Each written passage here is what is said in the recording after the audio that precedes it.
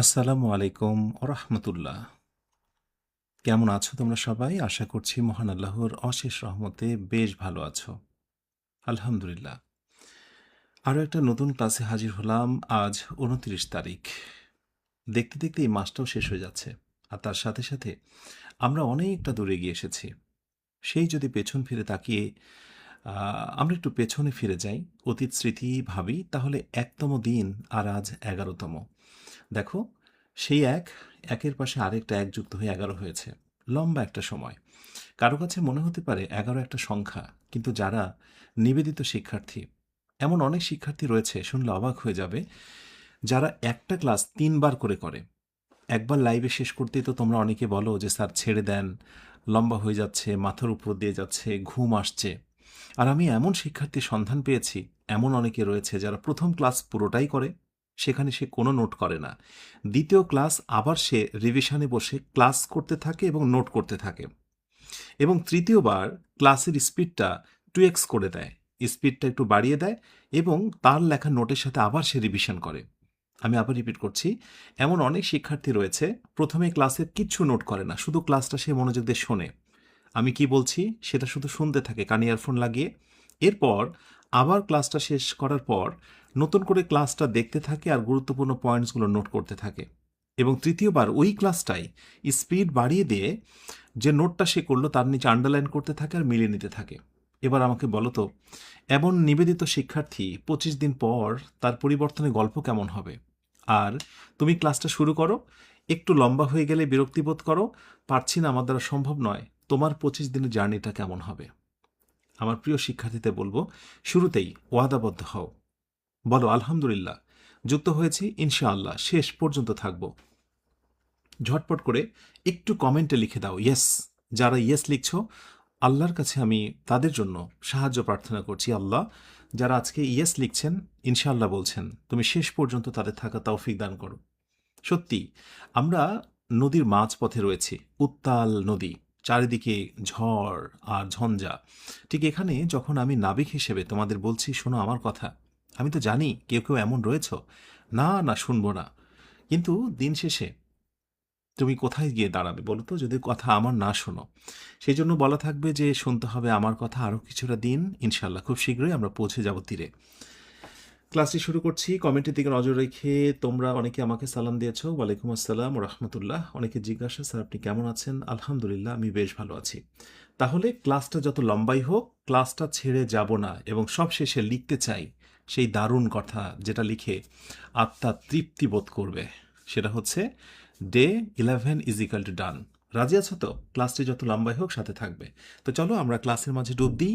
Class শুরু হওয়ার মানে হচ্ছে আর কোনো কথা বলা যাবে না। So let's get started.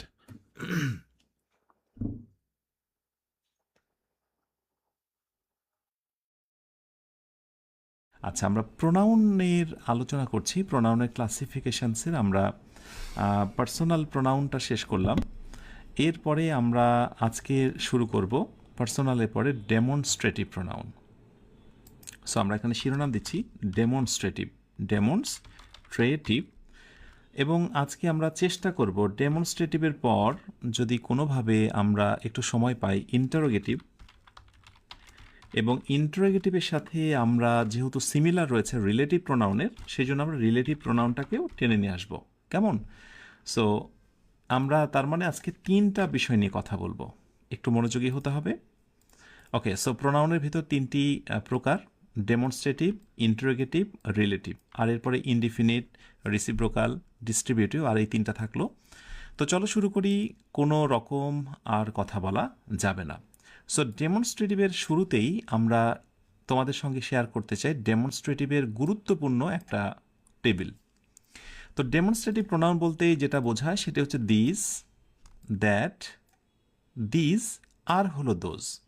অর্থাৎ এই 4টা প্রোনাউনই হচ্ছে ডেমনস্ট্রেটিভ প্রোনাউন। ইটস ওকে, এটা আমরা মোটামুটি সবাই জানি। তো ডেমনস্ট্রেটিভ প্রোনাউন এর ভিতরে একটা সূক্ষ্ম পার্থক্য রয়েছে, কোথা থেকে সৃষ্টি হয়েছে সেটা একটু আমরা দেখে নিই। যেমন দিজ হচ্ছে সিঙ্গুলার, দিজ মানে হচ্ছে এই, আর তারই প্লুরাল হচ্ছে টিএইচএসি, দিস। একটু মনে রাখতে হবে, এই পাশটা হচ্ছে সিঙ্গুলার আর এই পাশেরগুলো হচ্ছে প্লুরাল। দ্যাট হচ্ছে সিঙ্গুলার, এটার প্লুরাল হচ্ছে দোজ। যদি আমরা টানা অনেকেই বলতে পারি যে ডেমনস্ট্রেটিভ প্রোনাউন মানে হচ্ছে this, that, this, those, etcetera. তো আশা করি যে কোনটা সিঙ্গুলার এবং কোনটা প্লুরাল এটা নিয়ে খুব বেশি দ্বন্দ্ব হবে না। বিগত বছরে আসা ছোট্ট একটা প্রতিযোগিতামূলক প্রশ্ন আমি যেটা দেখেছি, যে তোমরাও দেখবে ছোট প্রশ্ন কিন্তু এটা এসেছে, সেটা হচ্ছে ফাইন্ড আউট ডিটারমিনার্স। ডিটারমিনার্স, ওকে, কি লিখছি, ডিটারমিনার, হ্যাঁ, ফাইন্ড আউট ডেমনস্ট্রেটিভ।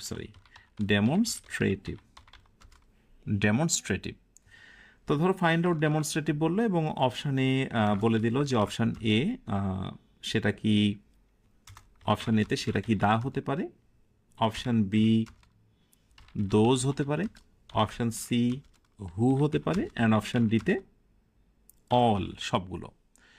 এই যদি প্রশ্ন হয় আমার মনে হয় না যে তোমাদের কাছে এটার কোনো ব্যথার কারণ হবে। আমার বিশ্বাস খুব স্ট্রংলি আত্মবিশ্বাসের সঙ্গে বলবে, স্যার ইয়েস আমি জানি ডেমনস্ট্রেটিভ প্রোনাউন এর ভেতরে যেটি রয়েছে সেটি হচ্ছে দোজ।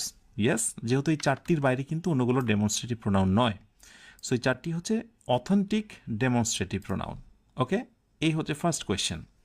এবারে আমরা দেখি দিজ যদি কোথাও ব্যবহৃত হয় তাহলে সেটার পরে ভার্ব হয় সিঙ্গুলার। দ্যাট যদি কোথাও ব্যবহৃত হয় এরপরে ভার্ব হয় সিঙ্গুলার।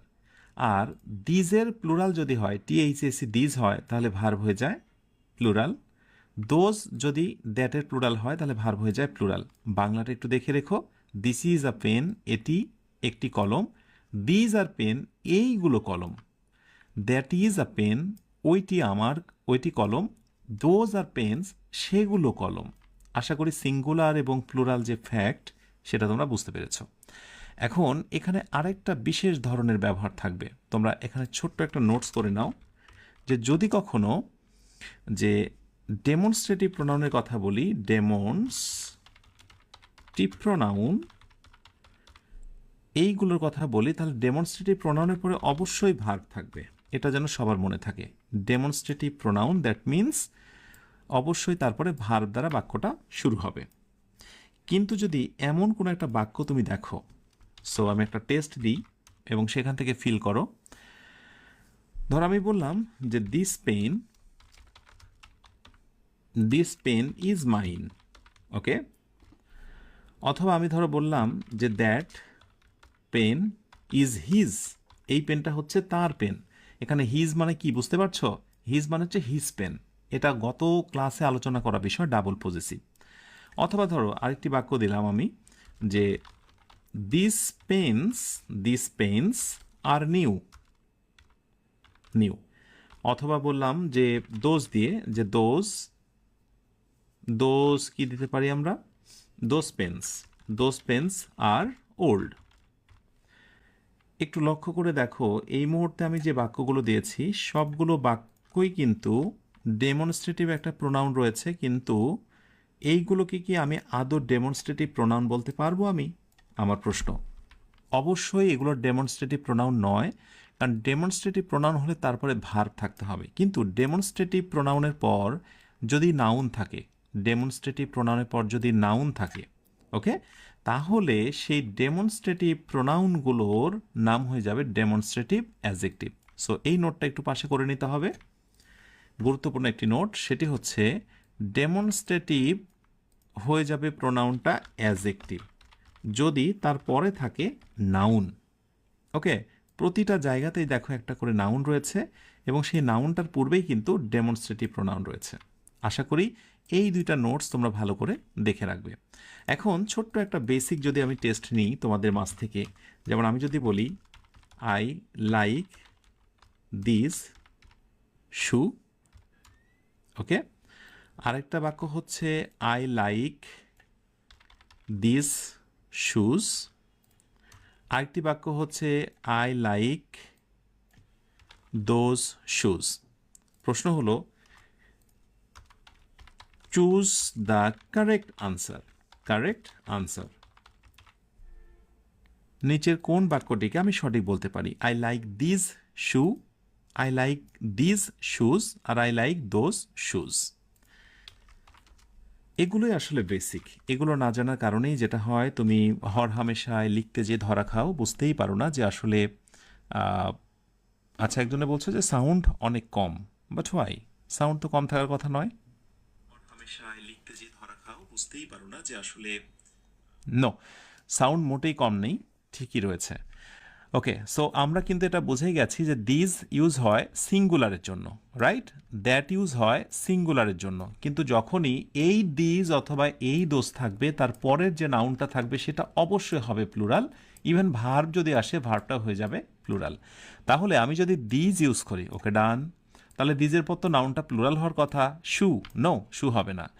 এবার দিজের কথা বলি, যদি দিজ ব্যবহার করি, পরে নাউনটা তো হওয়ার কথা সিঙ্গুলার, কিন্তু হয়ে আছে প্লুরাল। আর এখানে একেবারেই দারুণ হয়েছে, দোজ রয়েছে সেইগুলো, এবং তারপরে shoes. So I like those shoes, আমি সেই শুজগুলো পছন্দ করি। মাশাআল্লাহ।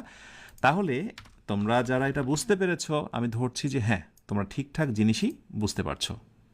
ওকে, এই হচ্ছে মোটামুটি দিজ এবং হলো গিয়ে দ্যাটের ব্যবহার সিঙ্গুলার এবং প্লুরাল, এর সঙ্গে কিভাবে ডেমনস্ট্রেটিভ প্রোনাউন হয় এবং কিভাবে অ্যাডজেক্টিভ হয়, ভ্যারিয়েশনটা আমি তোমাদের দেখালাম। এখান থেকে অ্যাডভান্স একটা আলোচনা আমি দেখেছি, সেটা একটু শেয়ার করতে চাই তোমাদের জন্য। একটু অ্যাডভান্সড আলোচনা, এটা শিরোনামটা আমি অ্যাডভান্স দিয়ে রাখলাম।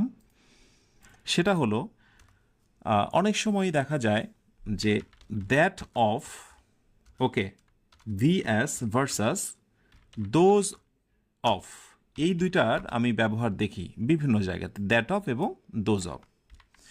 তো এই দ্যাট অফ এবং দোজ অফ, এটা কিন্তু বেসিক্যালি এখান থেকে এসেছে, ডেমনস্ট্রেটিভ এই প্রোনাউন বা ডেমনস্ট্রেটিভ অ্যাডজেক্টিভের এই জায়গা থেকে এসেছে। কিভাবে? চলো আমরা একটু এক্সাম্পল দেখি। ধরো আমি এক্সাম্পল বললাম যে the books on the table, the books on the table, অর্থাৎ টেবিলের উপরে বই, is more interesting, more interesting than the book of the বলবো যে বুক সেলফ। অর্থাৎ বুক সেলফের সেই বইগুলোর তুলনায় টেবিলের উপরে বইটা একটু বেশি কি, সেলবানটা ঠিক করে নিই, বেশি ইন্টারেস্টিং। একটু নজর দাও আমি কোথায় কি ব্যবহার করছি।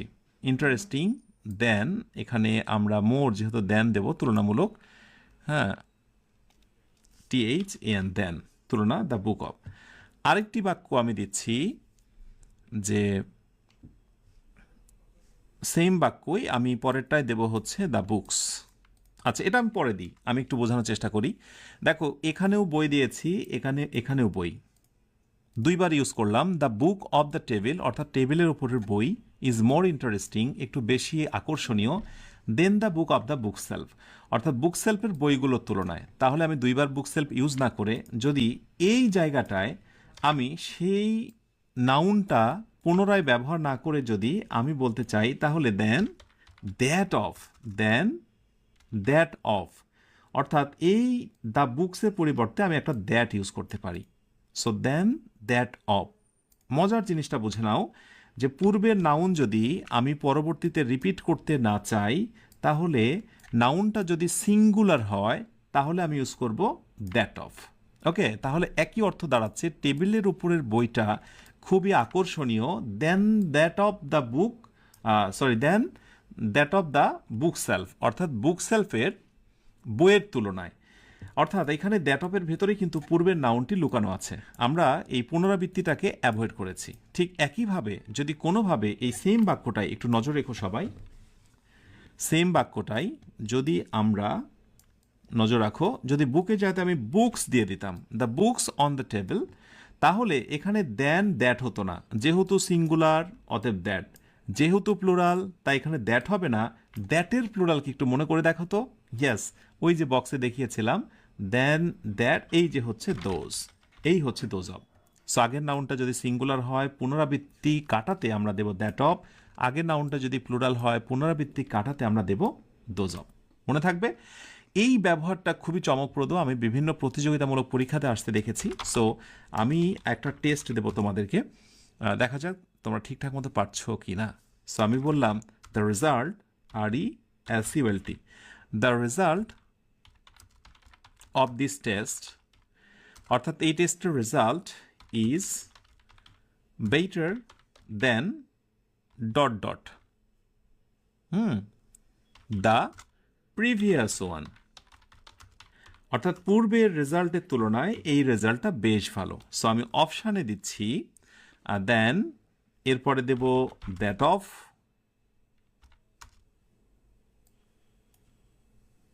অফ, বিতে দেব হচ্ছে দোজ অফ, অপশান সিতে দেব আমি দ্য RESULT, রেজাল্ট অফ। একটু বলো দেখি রাইট আনসার কোনটা হবে। The result of this test, এই টেস্টের রেজাল্ট ইজ বেটার, তুলনামূলক ভালো, then the result of the previous one, অর্থাৎ পূর্বের রেজাল্টের তুলনায়। ওকে, অবশ্যই পরবর্তীতে আমরা দ্য রেজাল্ট অফ ইউজ করতে পারি, কিন্তু এইটা পুনরাবৃত্তি হয়ে যায়, একই শব্দ দুইবার ব্যবহার করা, যেটি ইংরেজিতে বেশি স্মার্ট দেখায় না, সেই জন্য আমরা এটা বাদ দিয়ে দেবো। ওকে ডান, আমি বাদ দিলাম। এটা রাইট আনসার, বাট এটা একটু অ্যাভয়েড করা দরকার। আগের নাউনটা যেহেতু সিঙ্গুলার, এই জন্য আমি নেব দ্যাট অফ। ওকে, সো যারা বুঝে শুনে প্রথমবারে রাইট আনসার করেছে অভিনন্দন। সেম এই বাক্যটাই আমি আরেকটি টেস্ট আকারে দিয়ে দিই। যদি কোনোভাবে এমনটা হতো যে যদি রেজাল্টে যাতে রেজাল্টস দিতাম, the results of this test, তখন আর ইজ হতো না, তখন আর হতো। যেহেতু এটি প্লুরাল হয়েছে, তখন আর সেটা দ্যাট অফ হতো না, তখন হয়ে যেত দোজ অফ। রাইট, সো তখন হয়ে যেত দোজ অফ। তাহলে নিশ্চয়ই বুঝতে পেরেছ যে দ্যাট অফ এবং দোজ অফের ব্যবহারটা কোথায়। ওকে, প্রসঙ্গত এটা তোমাদের আমি জানিয়ে রাখি যে প্রতিযোগিতামূলক পরীক্ষাতে এটা বেশ পরিমাণে আসে। সো নোট হিসেবে তোমরা করে নিতে পারো। এই হচ্ছে দেন, অথবা আমরা বলবো হচ্ছে গিয়ে তোমার ফ্রম, FROM, ফ্রম, অথবা হচ্ছে অ্যাজ,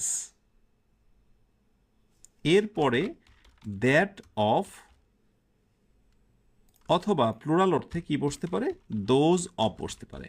ওকে, যেহেতু আমরা বারবারই দেন দিয়ে দেখেছি না, কোনো কোনো সময় সেটা ফ্রম দিয়েও হতে পারে অথবা অ্যাজ দিয়েও হতে পারে। তারপরে দ্যাট অফ সিঙ্গুলার নাউনকে ইন্ডিকেট করে আর দোজ অফ প্লুরাল নাউনকে ইন্ডিকেট করে। এটা হচ্ছে মৌলিক কথা, আশা করি বুঝতে পেরেছ। এরপরে আমরা আরেকটি জায়গায় আসি। আমি যেমন বঙ্গানুবাদের কথা বলি, অনেক শিক্ষার্থী দেখা যাচ্ছে যে একটি বাক্যে সঠিক বঙ্গানুবাদ করতে পারে না। যেমন আমি যদি কাউকে একটি বাক্য দিই এবং দিয়ে যদি বলি যে দে নেভার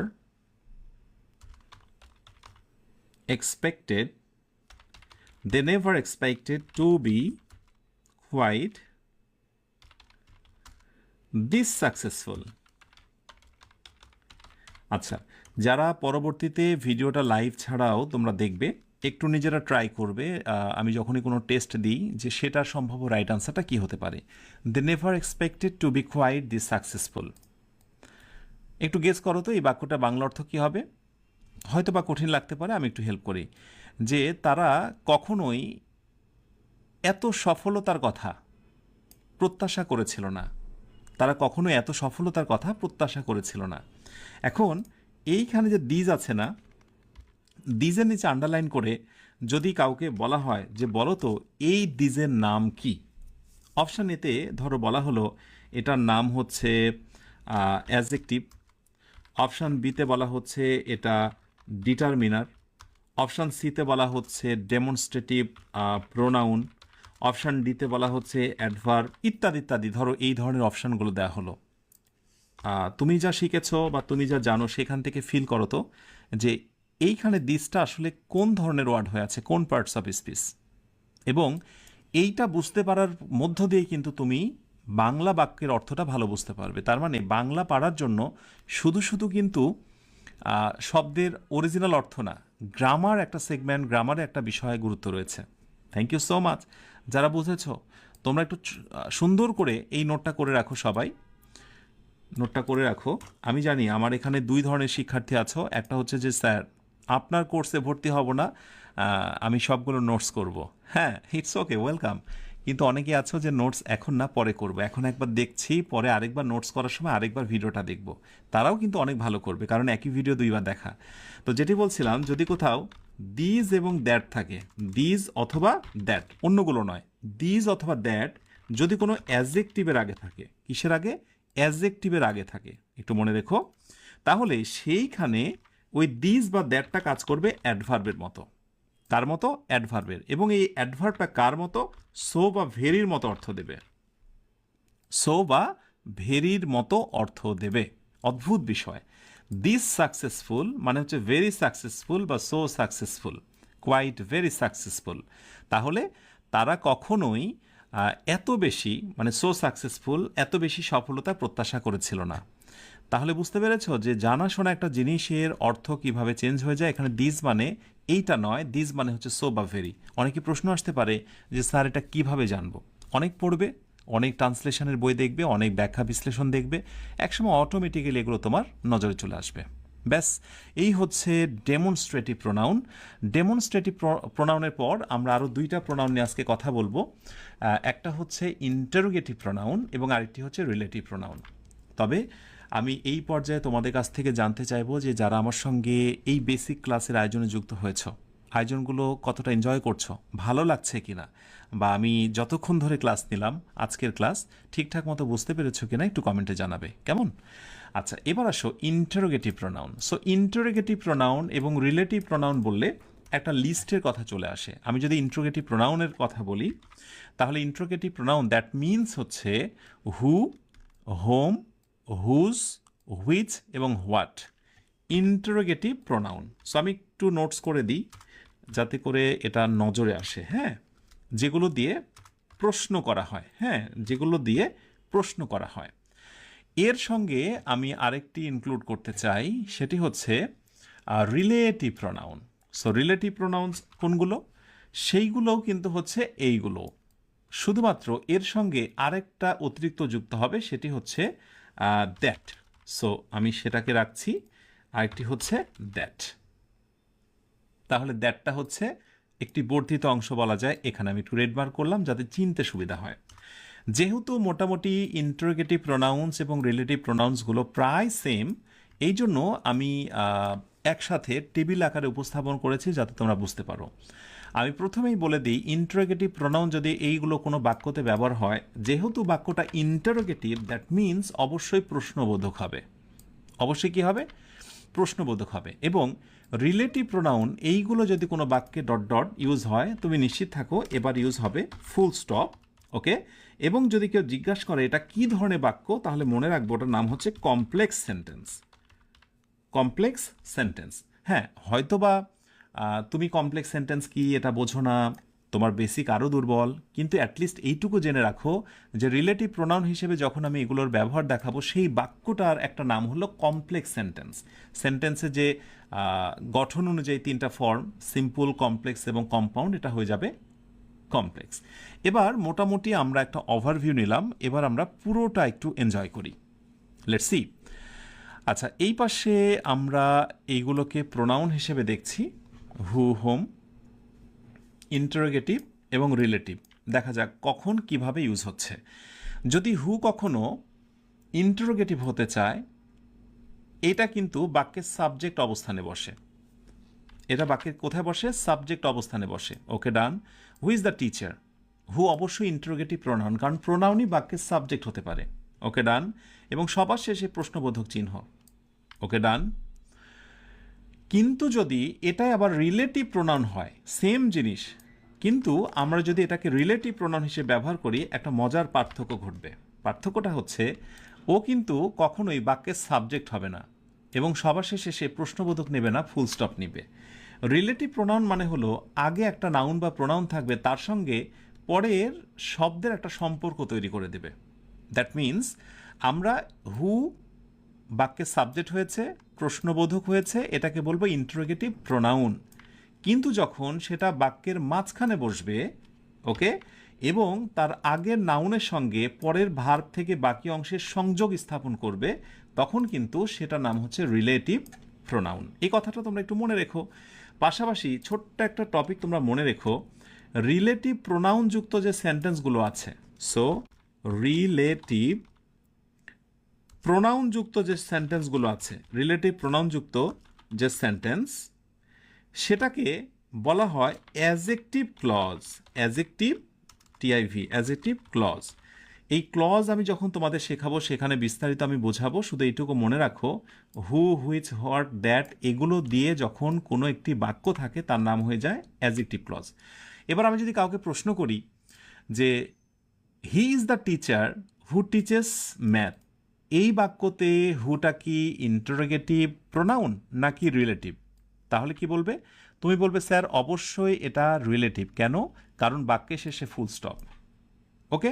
এবং আরেকটি প্রশ্ন হচ্ছে এটি ইন্টারোগেটিভ নয়। কেন নয়? কারণ সবার শেষে এটা প্রশ্নবোধক হয়নি।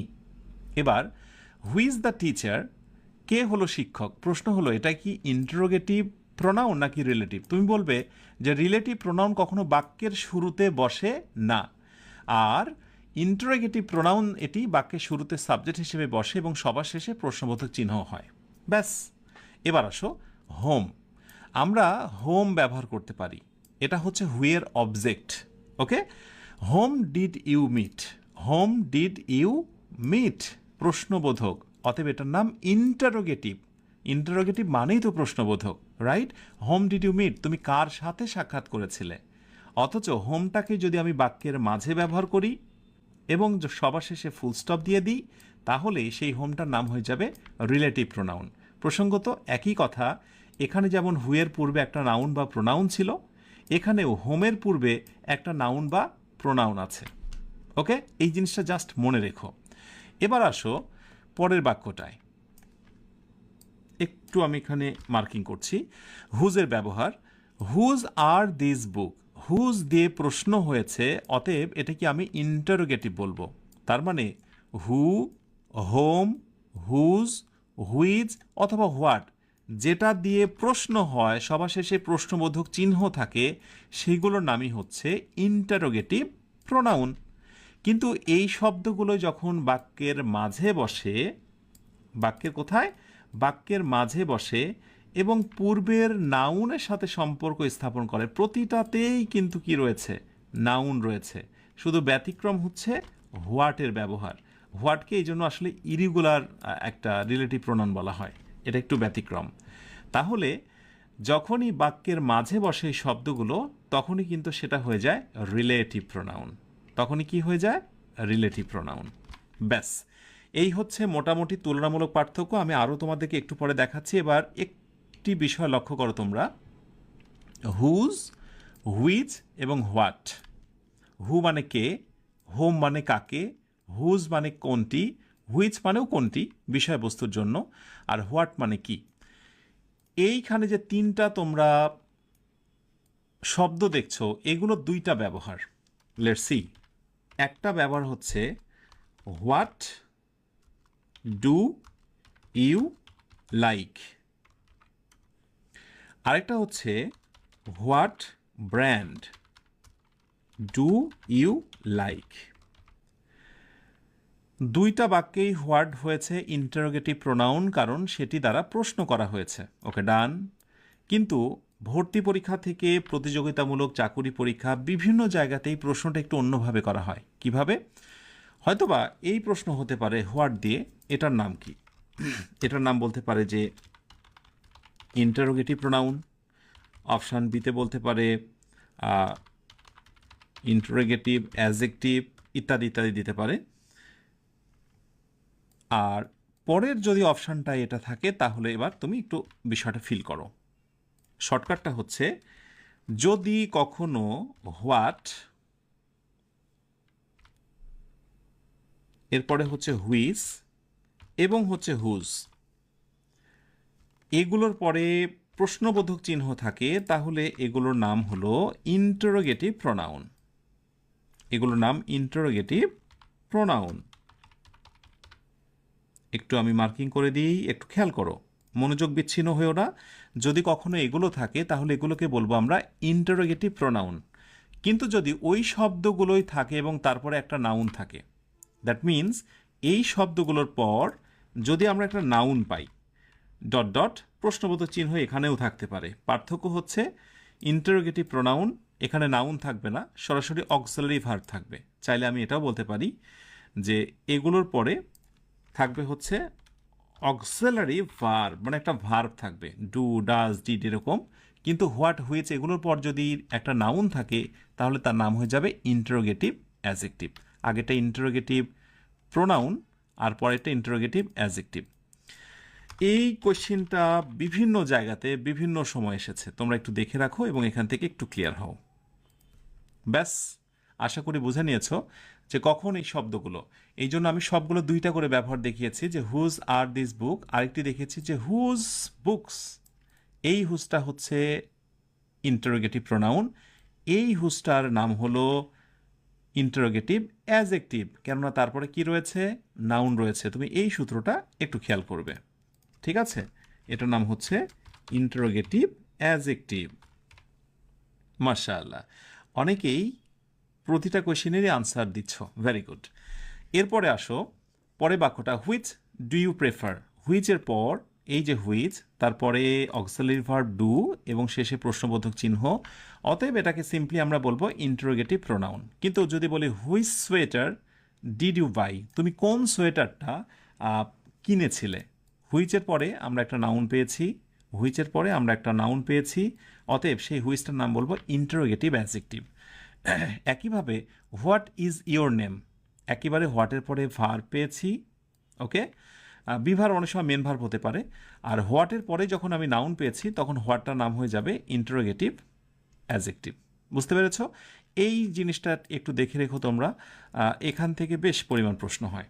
এবার এই পাশে যে শব্দগুলো রয়েছে আর এই পাশে যে শব্দগুলো আছে, রিলেটিভ প্রোনাউনের যে ভ্যারিয়েশনটা, সেটা একটু আমি তোমাদেরকে একটু খোলাসা করার চেষ্টা করি, ভালো করে একটু বোঝার চেষ্টা করো, ওকে।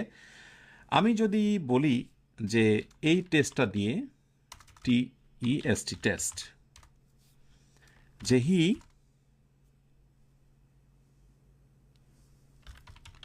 told that he was happy,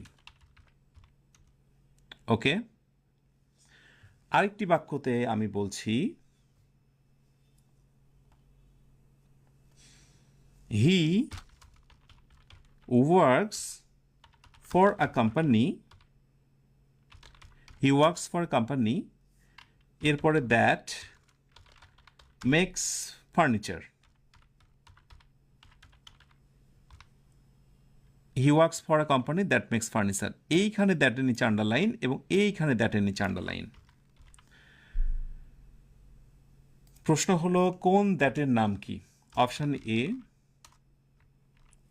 এই দ্যাটের নাম কি রিলেটিভ প্রোনাউন, নাকি বি নাম্বার হচ্ছে নো, ইটস নট। আমি একটু অন্য ধরনের অপশান দিলাম যে এটা কি রিলেটিভ প্রোনাউন, নাকি নো ইটস নট, নাকি এটা নয়, ওকে। আর পরেরটায় এই আমি ক্লু দিলাম। ভালো করে একটু বোঝার চেষ্টা করো, এটার নাম কোনটার নাম রিলেটিভ প্রোনাউন, এই দ্যাট নাকি হচ্ছে এই দ্যাট, ওকে। সো আমি ছোট্ট একটা নোটস দিয়ে দেবো তোমাকে। রিলেটিভ প্রোনাউন যদি কোথাও হতে চায় তাহলে সেখানে নাউন অথবা নাউন ফ্রেজ অথবা প্রোনাউন, এরপরে থাকবে রিলেটিভ প্রোনাউন। রিলেটিভ প্রোনাউন কোনগুলো বলো তো? সবচেয়ে বহুল ব্যবহৃত যে কটা, সেই কটা একটু বেশি মনে রেখো। একটা হচ্ছে হু, হুইচ এবং হচ্ছে দ্যাট, স্পেশালি হু, হুইচ এবং দ্যাট। এরপরে বাকি অংশ ভার্ব দিয়ে শুরু বা অন্যান্য কিছু। এখন আমরা একটু মিলিয়ে দেখি যে নাউন বা প্রোনাউন আছে কোনটায়। দেখো তো, দ্যাটটাকে যদি রিলেটিভ প্রোনাউন বলতে চাই, এর আগে কোনো নাউন বা প্রোনাউন রয়েছে?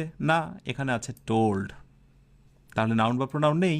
কিন্তু পরেরটা দেখো, he works for a company, সে একটি কোম্পানির হয়ে কাজ করে, দ্যাট মেক্স ফার্নিচার, যেটা কি না ফার্নিচার বানায়। এবার দ্যাটটাকে আমি রিলেটিভ প্রোনাউন বলতে পারবো, কেননা তার পূর্বে আ কোম্পানি অবশ্যই আমাদের নাউন বা নাউন ফ্রেজ রয়েছে।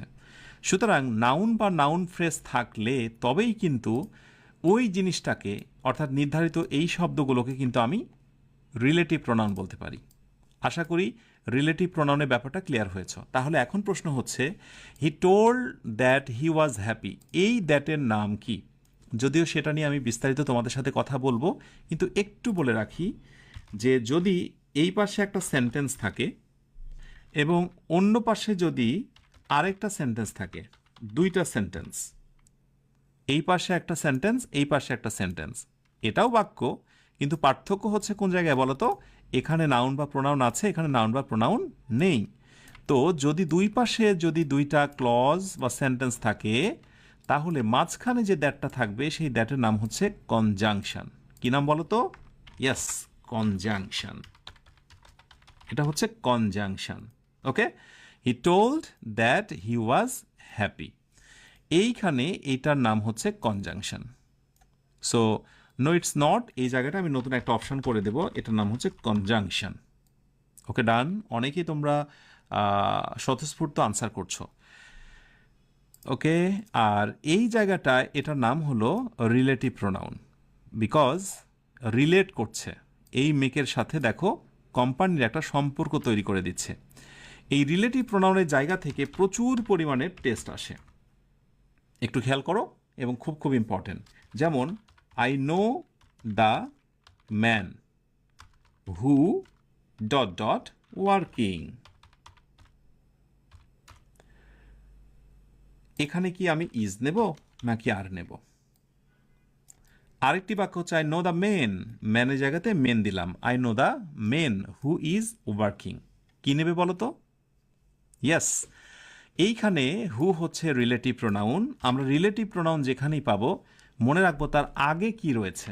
রিলেটিভ প্রোনাউনের আগে যেটা থাকে, এই নোটটা তোমরা করে রেখো, তার নাম হচ্ছে অ্যান্টিসিডেন্ট, যার বাংলা অর্থ হচ্ছে পূর্বপদ। একটু মনে রেখো, রিলেটিভ প্রোনাউন। এরপরে আমরা যে ভার্বটা বসাবো, অর্থাৎ আমরা যে ভার্বটা বসাবো, রিলেটিভ প্রোনাউন এর পূর্বে যে অ্যান্টিসিডেন্টটা থাকবে, মানে পূর্বপদ থাকবে, সেটা অনুযায়ী অ্যান্টিসিডেন্ট সিঙ্গুলার, ভার্ব হচ্ছে সিঙ্গুলার, অ্যান্টিসিডেন্ট প্লুরাল, ভার্ব হচ্ছে প্লুরাল। এই দুইটা জায়গায় নজর রাখতে হবে। তাহলে হুয়ের পরে কি ইজ হবে নাকি আর হবে সেটা আমাকে বলে দিবে। হুয়ের আগে অ্যান্টিসিডেন্ট বা পূর্বপদটা কি সিঙ্গুলার? ইয়েস, অতএব এখানে আমি ইজ নেব। আচ্ছা, হুয়ের আগে অ্যান্টিসিডেন্টটা কি প্লুরাল? হ্যাঁ, অ্যান্টিসিডেন্টটা প্লুরাল, অথবা আমি এখানে কি নেব? আর নেব। I know the man who is working, আর I know the men who are working. এটা থেকে রাইট ফর্ম অফ ভার্বসে অনেক পরিমাণ প্রশ্ন থাকে, এবং এখান থেকে আরেকটা প্রশ্ন আসে। সেই প্রশ্নটা দেখো, আই নো দ্য, যে কোনো আমি একটা নিলাম, I know the man, I know the man who is working. প্রশ্ন করা হচ্ছে হু ইজ ওয়ার্কিং, এটার নাম কি? ভালো করে বুঝে নাও। I know the man who is working, আমি মানুষটিকে চিনি যে কাজ করছে। অপশান হিসেবে দেওয়া হচ্ছে relative clause, option B adjective clause. দেখি, প্রাপ্ত ধারণা থেকে বলো দেখি, what will be the right answer. I know the man who is working, এই হু ইজ ওয়ার্কিং কি রিলেটিভ ক্লজ নাকি অ্যাডজেক্টিভ ক্লজ? ফাইন। সফল আসলে সবাই হয় না। যারা শুরু থেকে শেষ পর্যন্ত লেগে থাকতে পারে এবং একেবারে শেষ নির্যাসটাও নিতে পারে, তারাই মূলত সফল হয়। চলছে আমাদের 50 বেসিক ক্লাসের আয়োজন। অনেকেই হয়তো বা প্রতিজ্ঞা নিয়ে শুরু করেছিলে প্রথম থেকে, এখন হয়তো বা অনেকটা মন ভেঙে গেছে, বুঝে উঠতে পারছো না শেষ পর্যন্ত শেষ করতে পারবে কিনা। সব মিলে কথা হলো যে এগুলো শয়তানের অসওয়াসা। তুমি মনে মনে আল্লাহর কাছে প্রার্থনা করো, আল্লাহর কাছে বলো যে আল্লাহ, তুমি আমাকে এই কোর্সটা কমপ্লিট করার তৌফিক দান করো, এবং এরপর আর কোনো দিনই তোমাকে ইংরেজির জন্য অন্য কারো কাছে দ্বারস্থ হতে হবে না। কারণ আমি তোমাকে 50টি ক্লাসের মাধ্যমে ইংরেজির মূল ভিতটা শক্ত করে দিচ্ছি। এরপর যে কোনো কোর্স, যে কোনো বই, যে কোনো কিছুতেই ইংরেজি যেখানে থাকবে, তুমি সেখানে রাজত্ব করতে পারবে ইনশাআল্লাহ। লেগে থাকো, এবং সেই সফলতার পূর্ণাঙ্গ ঘ্রাণ পাবে 50তম ক্লাসে। এবং আমার বিশ্বাস ইনশাআল্লাহ তুমি যদি অকৃতজ্ঞ না হও তাহলে অবশ্যই স্বীকার করবে। মাশাআল্লাহ। তাহলে প্রথম কথা যেটা আমি অলরেডি বলেছি, যে রিলেটিভ প্রোনাউন দিয়ে যদি কোনো ক্লজ থাকে, কোনো বাক্য থাকে, হু, হুইচ এবং দ্যাট, হু, হুইচ এবং দ্যাট, হু, হুইচ এবং দ্যাট, হু, হুইচ এবং দ্যাট দিয়ে যদি কোনো বাক্য থাকে, তাহলে এরপরে যে বাকি অংশটা থাকবে ভার্ব থেকে এক্সটেনশন, একটু মনে রেখো। হু ইজ দ্যাট থেকে এরপরে ভার্ব থাকবে, বাকি অংশ এক্সটেনশন। এইটুকুর নাম হচ্ছে প্রথমত রিলেটিভ ক্লজ। এটুকুর নাম কি বলতো? Relative clause. আর যত পৃথিবীতে রিলেটিভ ক্লজ আছে রে বাবা, সবগুলোর নাম যে দাঁড়াবে সেটি হচ্ছে অ্যাজেক্টিভ ক্লজ। আমি জানি তুমি ক্লজ শেখোনি, তাই তোমার কাছে কঠিন লাগছে, বাট জেনে রাখো অ্যাজেক্টিভ ক্লজ হচ্ছে সহজ কথা একটা অ্যাজেক্টিভ, মানে একজন ব্যক্তির তুলনা, একজন ব্যক্তি বা একটা বিষয়বস্তুর বাড়তি ধারণা। যেমন আমি মানুষটিকে চিনি, মানুষ সম্পর্কে তথ্য দেওয়া হচ্ছে, বাড়তি ধারণা দেওয়া হচ্ছে মানুষটাকে, হুইজ ওয়ার্কিং, যে কাজ করছে, তার মানে এই মানুষটাই হচ্ছে হুইজ ওয়ার্কিং। তাহলে হুইজ ওয়ার্কিং কি দ্য ম্যানের একটা মডিফায়ার না বলো? তার একটা বিস্তারিত একটা কি বলবো, একটা বর্ণনা না? রাইট, এই হচ্ছে মূলত অ্যাজেক্টিভ ক্লজ। যারা মূলত অ্যাজেক্টিভ ক্লজ দিয়েছো তোমাদের সবাইকে অভিনন্দন। এখান থেকে প্রচুর পরিমাণে প্রশ্ন হয়। এবার নেক্সটে শেষ একটা বিষয়, কনসেপ্ট আমি ক্লিয়ার করব এবং তারপরেই আলোচনাটার ইতি টানব। সেটি হচ্ছে হু বসে কার জন্য, এটা জানতে হবে। সেটা হচ্ছে পার্সনের জন্য। একটু মনে রেখো, হু বসে পার্সনের জন্য। আর হুইচ কার জন্য বসে? হুইচ বসে কোনো থিং, ওকে, অথবা আমি বলবো হচ্ছে এনিমেল, এনিমেল। আর দ্যাট বসে কার জন্য? দ্যাট বসে হচ্ছে পার্সনের জন্য, যদিও হু পার্সনের জন্য বেস্ট, কিন্তু অনেক সময় দ্যাট পার্সনের জন্য বসে, ওকে। এরপরে আমি বলবো যে থিং, থিং এটার জন্য বসে, বা এনিম্যাল এটার জন্যও বসে। তাহলে হুইচের জন্য থিং বা এনিম্যাল বসে, আবার দ্যাট কিন্তু পার্সনের জন্য বসে। তার মানে এখানে বিষয়টা দাঁড়াচ্ছে যে দ্যাট কিন্তু সকল কিছুর পূর্বে বসতে পারে, বাট যদি বসাও সেটা একটু ইনফর্মাল হবে, অর্থাৎ এটার ব্যবহার অনেকটাই কম, ইনফর্মাল, অথবা লেস ইম্পর্ট্যান্ট, ইম্পর্ট্যান্ট। এই ব্যবহারটা একটু দেখে রেখো। যেমন আমি তোমাদেরকে যদি একটা টেস্ট দিই, যেহেতু বেসিক ক্লাস, দ্যাট মিনস এই বেসিক জিনিসটা আমাকে আলোচনা করতেই হচ্ছে। যেমন I have seen the boy dot dot is hungry, HUNGRY, hungry. নিজেরা ট্রাই করবে যে তুমি কি এখানে হু নেবে, তুমি কি এখানে হুইচ নেবে, নাকি তুমি এখানে দ্যাট নেবে। নেক্সট কোয়েশ্চেন হচ্ছে যে I know the fact dot dot is very important. প্রশ্ন হলো তুমি এইখানটায় কি নেবে? আচ্ছা, একটু আমি অন্য কালার করে দিই যাতে করে তোমাদের নজরে আসে। আরেকটি বাক্য হচ্ছে আই হ্যাভ আ পেট, মানে পোষা প্রাণী, ইজ ভেরি ইনোসেন্ট। আমার একটা পোষা প্রাণী আছে যে খুবই অবলা। এইখানে আমি অপশান হিসেবে এটা দিচ্ছি। ব্যাস, তোমাদের সময় শুরু হয়েছে এবং আমি বিশ্বাস রাখি, খুব আত্মবিশ্বাস নিয়ে তোমরা আনসার দিচ্ছ যে who is equal to person. যেহেতু I have seen the boy, boy হচ্ছে পার্সন, ব্যক্তি, অতএব এখানে who is the right answer. Who is hungry. I know the fact, আমি বিষয়টি জানি। যখন কোনো বিষয়ের কথা বলবো তখন বেস্ট আনসার হচ্ছে which. I know the fact which is very important, which is the best. তুমি এখানে দ্যাটও নিতে পারো নিচের নিয়ম অনুযায়ী, তবে সেটার ব্যবহার খুবই কম, তোমরাও কম করবে। আই হ্যাভ আ পেট, আমার একটি পোষা প্রাণী আছে, হুইচ ইজ ভেরি ইনোসেন্ট। তো যখন আমরা কোনো প্রাণীর কথা বলি সেখানে হুইচও হতে পারে, আবার দ্যাটও হতে পারে, রাইট? পেট মানে পোষা প্রাণী। কিন্তু মনে রাখবে যে প্রাণীগুলো বাসায় পোষ মানানো যায়, কুকুর, এরপরে হচ্ছে তোমার বিড়াল, এগুলো বাসায় পোষ মানে, সুতরাং পোষ মানা যত প্রাণী আছে সেগুলোকে প্রাণী মনে হলেও ওই জায়গাতে হুইচ বা দ্যাট ইউজ করা যাবে না, সেখানে হু ইউজ করতে হবে। পোষ মানা প্রাণী যেগুলো মানুষের সান্নিধ্যে থাকে। এখন প্রশ্ন হলো যে স্যার, আমি যদি I have a pet which is very which is very very innocent দিই, তাহলে কি বাক্যটা রাইট হবে না? অবশ্যই রাইট হবে। এই বাক্যটা রাইট কিন্তু RIGHT রাইট, এবং এটা হচ্ছে বেস্ট। এর মানে হলো যে তুমি ইংরেজির একেবারে নিখুঁত বিষয়টা জানো। আর এই বাক্যটা শুধুই রাইট, কিন্তু ইংরেজির তুমি গভীর জ্ঞান অর্জন করনি। তুমি শুধু একটা বিষয়ের মধ্যে সীমাবদ্ধ রয়ে গেছো যে ও আচ্ছা প্রাণী, ইতর প্রাণী, হেন তেন এগুলো বসলেই সেখানে দ্যাট ইউজ হয় বা হুইচ ইউজ হয়। কিন্তু তুমি জানো না যে হু শুধু পার্সনের জন্য বসে না, যদি সেটা পোষা প্রাণী বোঝায়। আমি এখানে লিখে দেবো পেট, পোষা প্রাণী যেগুলো, যেমন আমি দুই একটা লিখে দিতে পারি। যেমন ধরো ডগ লিখলাম, এরপরে ধরো তোমার হচ্ছে ক্যাট লিখলাম।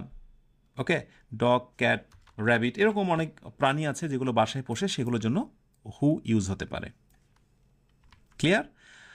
আশা করি বুঝতে পেরেছো যে স্পেসিফিক্যালি কোন রিলেটিভ প্রোনাউনটা কার জন্য ডেডিকেটেড। পুরো আয়োজনটি শুরু থেকে শেষ পর্যন্ত বুঝতে পেরেছো কিনা আমাকে ঝটপট একটু কমেন্টে জানাও।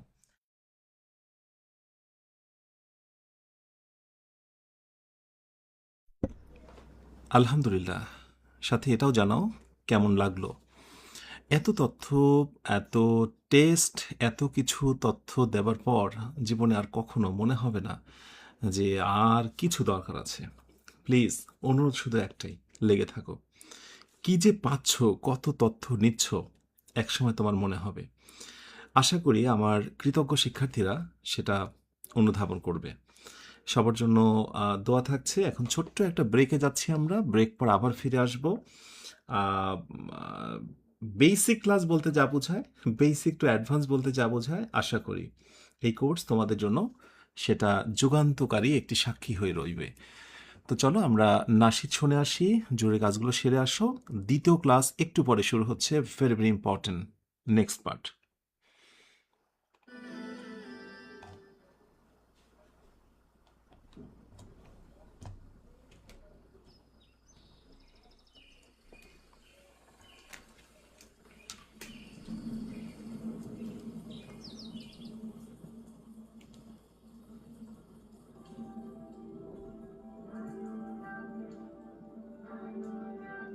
ভালো লাগে ফুলের বাগে পাখিদের গানে গানে মিষ্টি প্রভাত, ভালো লাগে মেঘে মেঘে রিমঝিম ঝিমঝিম বৃষ্টির রাত, ভালো লাগে, ভালো লাগে, ভালো লাগে ফুলের বাগে পাখিদের গানে গানে মিষ্টি প্রভাত, ভালো লাগে আল্লাহ তোমার আল কোরআনের মধুর আয়াত, ভালো লাগে আল্লাহ তোমার আল কোরআনের মধুর আয়াত, ভালো লাগে সবার আগে হিমেল ভরে পড়তে সালাম, ভালো লাগে, ভালো লাগে, ভালো লাগে ফুলের বাগে পাখিদের গানে গানে মিষ্টি প্রভাত, ভালো লাগে ভাগে ভাগে আমার নবীজির যত সুন্নাত, ভালো লাগে ভাগে ভাগে আমার নবীজির যত সুন্নাত, ভালো লাগে আশা জাগে মৃত্যুতে পাই যেন শাহাদাত, ভালো লাগে, ভালো লাগে, ভালো লাগে ফুলের বাগে পাখিদের গানে গানে মিষ্টি প্রভাত, ভালো লাগে ফুলের বাগে পাখিদের গানে গানে মিষ্টি প্রভাত, ভালো লাগে মেঘে মেঘে রিমঝিম ঝিমঝিম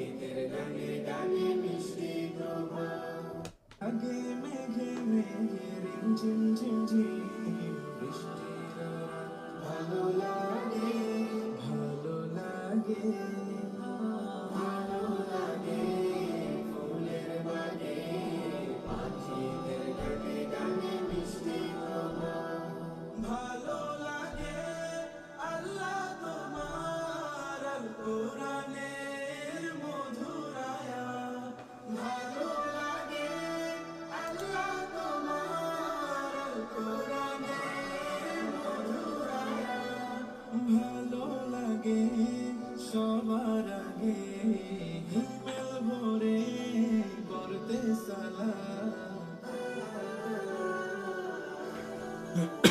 ভালো লাগে, ভালো লাগে, ভালো লাগে ফুলের বাগে পাখিদের গানে গানে মিষ্টি খবর। ভালো লাগে ভাগে ভাগে আমার নবীজির যত সুন্নাত। ভালো লাগে ভাগে ভাগে আমার নবীজির যত সুন্নাত। ভালো লাগে আশা জাগে মৃত্যুতে পাই যেন শাহাদাত। Welcome back. আলহামদুলিল্লাহ, আবার ফিরে আসলাম বিরতির পর। আমার প্রিয় নিবেদিত অনুগত শিক্ষার্থীদের বলছি, তোমরা কি খুব বিরক্ত হবে আর একটা ক্লাস করতে? দেখো, মায়াময় এ বাঁধন, মায়াময় এই আয়োজন আর খুব বেশি দিন না। খুব বেশি দিন শাসন করব না, খুব বেশি দিন তোমাদের মাঝে রাত ৯টা বেজে ১০ মিনিট উপস্থিত হব না। ধরে রাখো এই স্মৃতিটা। হয় না, আমরা ছোটবেলার অনেক স্মৃতি মনে রেখেছি। প্রাইমারি সেই গল্পগুলো, প্রাইমারি সেই ঘটনাগুলো, হাই স্কুলে সেই দুরন্তপনা, কলেজ জীবনের কথাগুলো। ঠিক তেমনইভাবে আমিও মনে করি যারা আমার নিবেদিত শিক্ষার্থী, যারা আমার সঙ্গে রয়েছে এই আয়োজনে, তারা যুগ যুগান্ত ধরে যতদিন বেঁচে থাকবে এই আয়োজনের কথা মনে রাখবে। সো স্মরণীয় এই মুহূর্তগুলো অনেক বেশি সুন্দর আর স্মৃতিময় হোক, এটা আমরা প্রত্যেকেই চাই। সো আন্তরিকতা দিয়ে ক্লাস করব, ক্লাসের মাঝে কোনো যেন বিরক্তি না আসে। আত্ম উন্নয়নের জন্য এই ক্লাস করছি, অন্য মানুষকে দেখানোর জন্য নয়। আমি সমৃদ্ধ হতে চাই, আমি অনেককে জবাব দিতে চাই, আর এজন্যই আমি সংগ্রামে নেমেছি। তাহলে কেন আমি কষ্ট পাবো? ক্লাস যত লম্বাই হোক শেষ পর্যন্ত থাকতে চাই। ঝটপট করে কমেন্টে লিখে দাও, ইয়েস স্যার, শেষ পর্যন্ত ইনশাআল্লাহ থাকবো, এবং সব শেষে লিখেই বিদায় নেব। লিখতে চাই ডে 11 ইজ ইকুয়াল টু ডান, এই কথা লিখেই আমরা বিদায় নিব ইনশাআল্লাহ। কমেন্টে লিখে দাও। আর আমি আল্লাহর কাছে বলছি, আল্লাহ, এই কমেন্ট যারা লিখছেন, তুমি প্রত্যেককে শেষ পর্যন্ত লেগে থাকার মতো তাওফিক দান করো। আয়োজনটি শুরু করার পূর্বে একটা কথা বলি, জীবনে যত ভালো কিছুই পাও না কেন, ভালো কিছুই অর্জন করো না কেন, সবচেয়ে ভালো জিনিসটি হচ্ছে ভালো মানুষ হওয়া, নির্মল মনের মানুষ হওয়া। সো আমরা প্রত্যেকেই ভালো মানুষ হওয়ার চেষ্টা করব, ঠিক আছে? অহংকার মুক্ত মানুষ হওয়ার চেষ্টা করব। আমি অনেক কিছু পারি, জানি, আমার অনেক টাকা, অনেক সম্পদ, অনেক কিছু আছে, কাউকেই বুঝতে দেব না। আমি হব সাধারণ স্বাভাবিক একটা মানুষ। আমি যে পরিবেশে যাব, যার সাথে কথা বলবো, আমি হয়ে যাব তার মতো। এমন নির্মল মনের মানুষ হতে হবে, এটা আমাদের যেন প্রতিদিনের প্র্যাকটিসের মধ্যে থাকে। ওকে, তো চলো এখন আমরা দ্বিতীয় ক্লাসটা শুরু করি। এই ক্লাসটা খুবই important, so let's get started.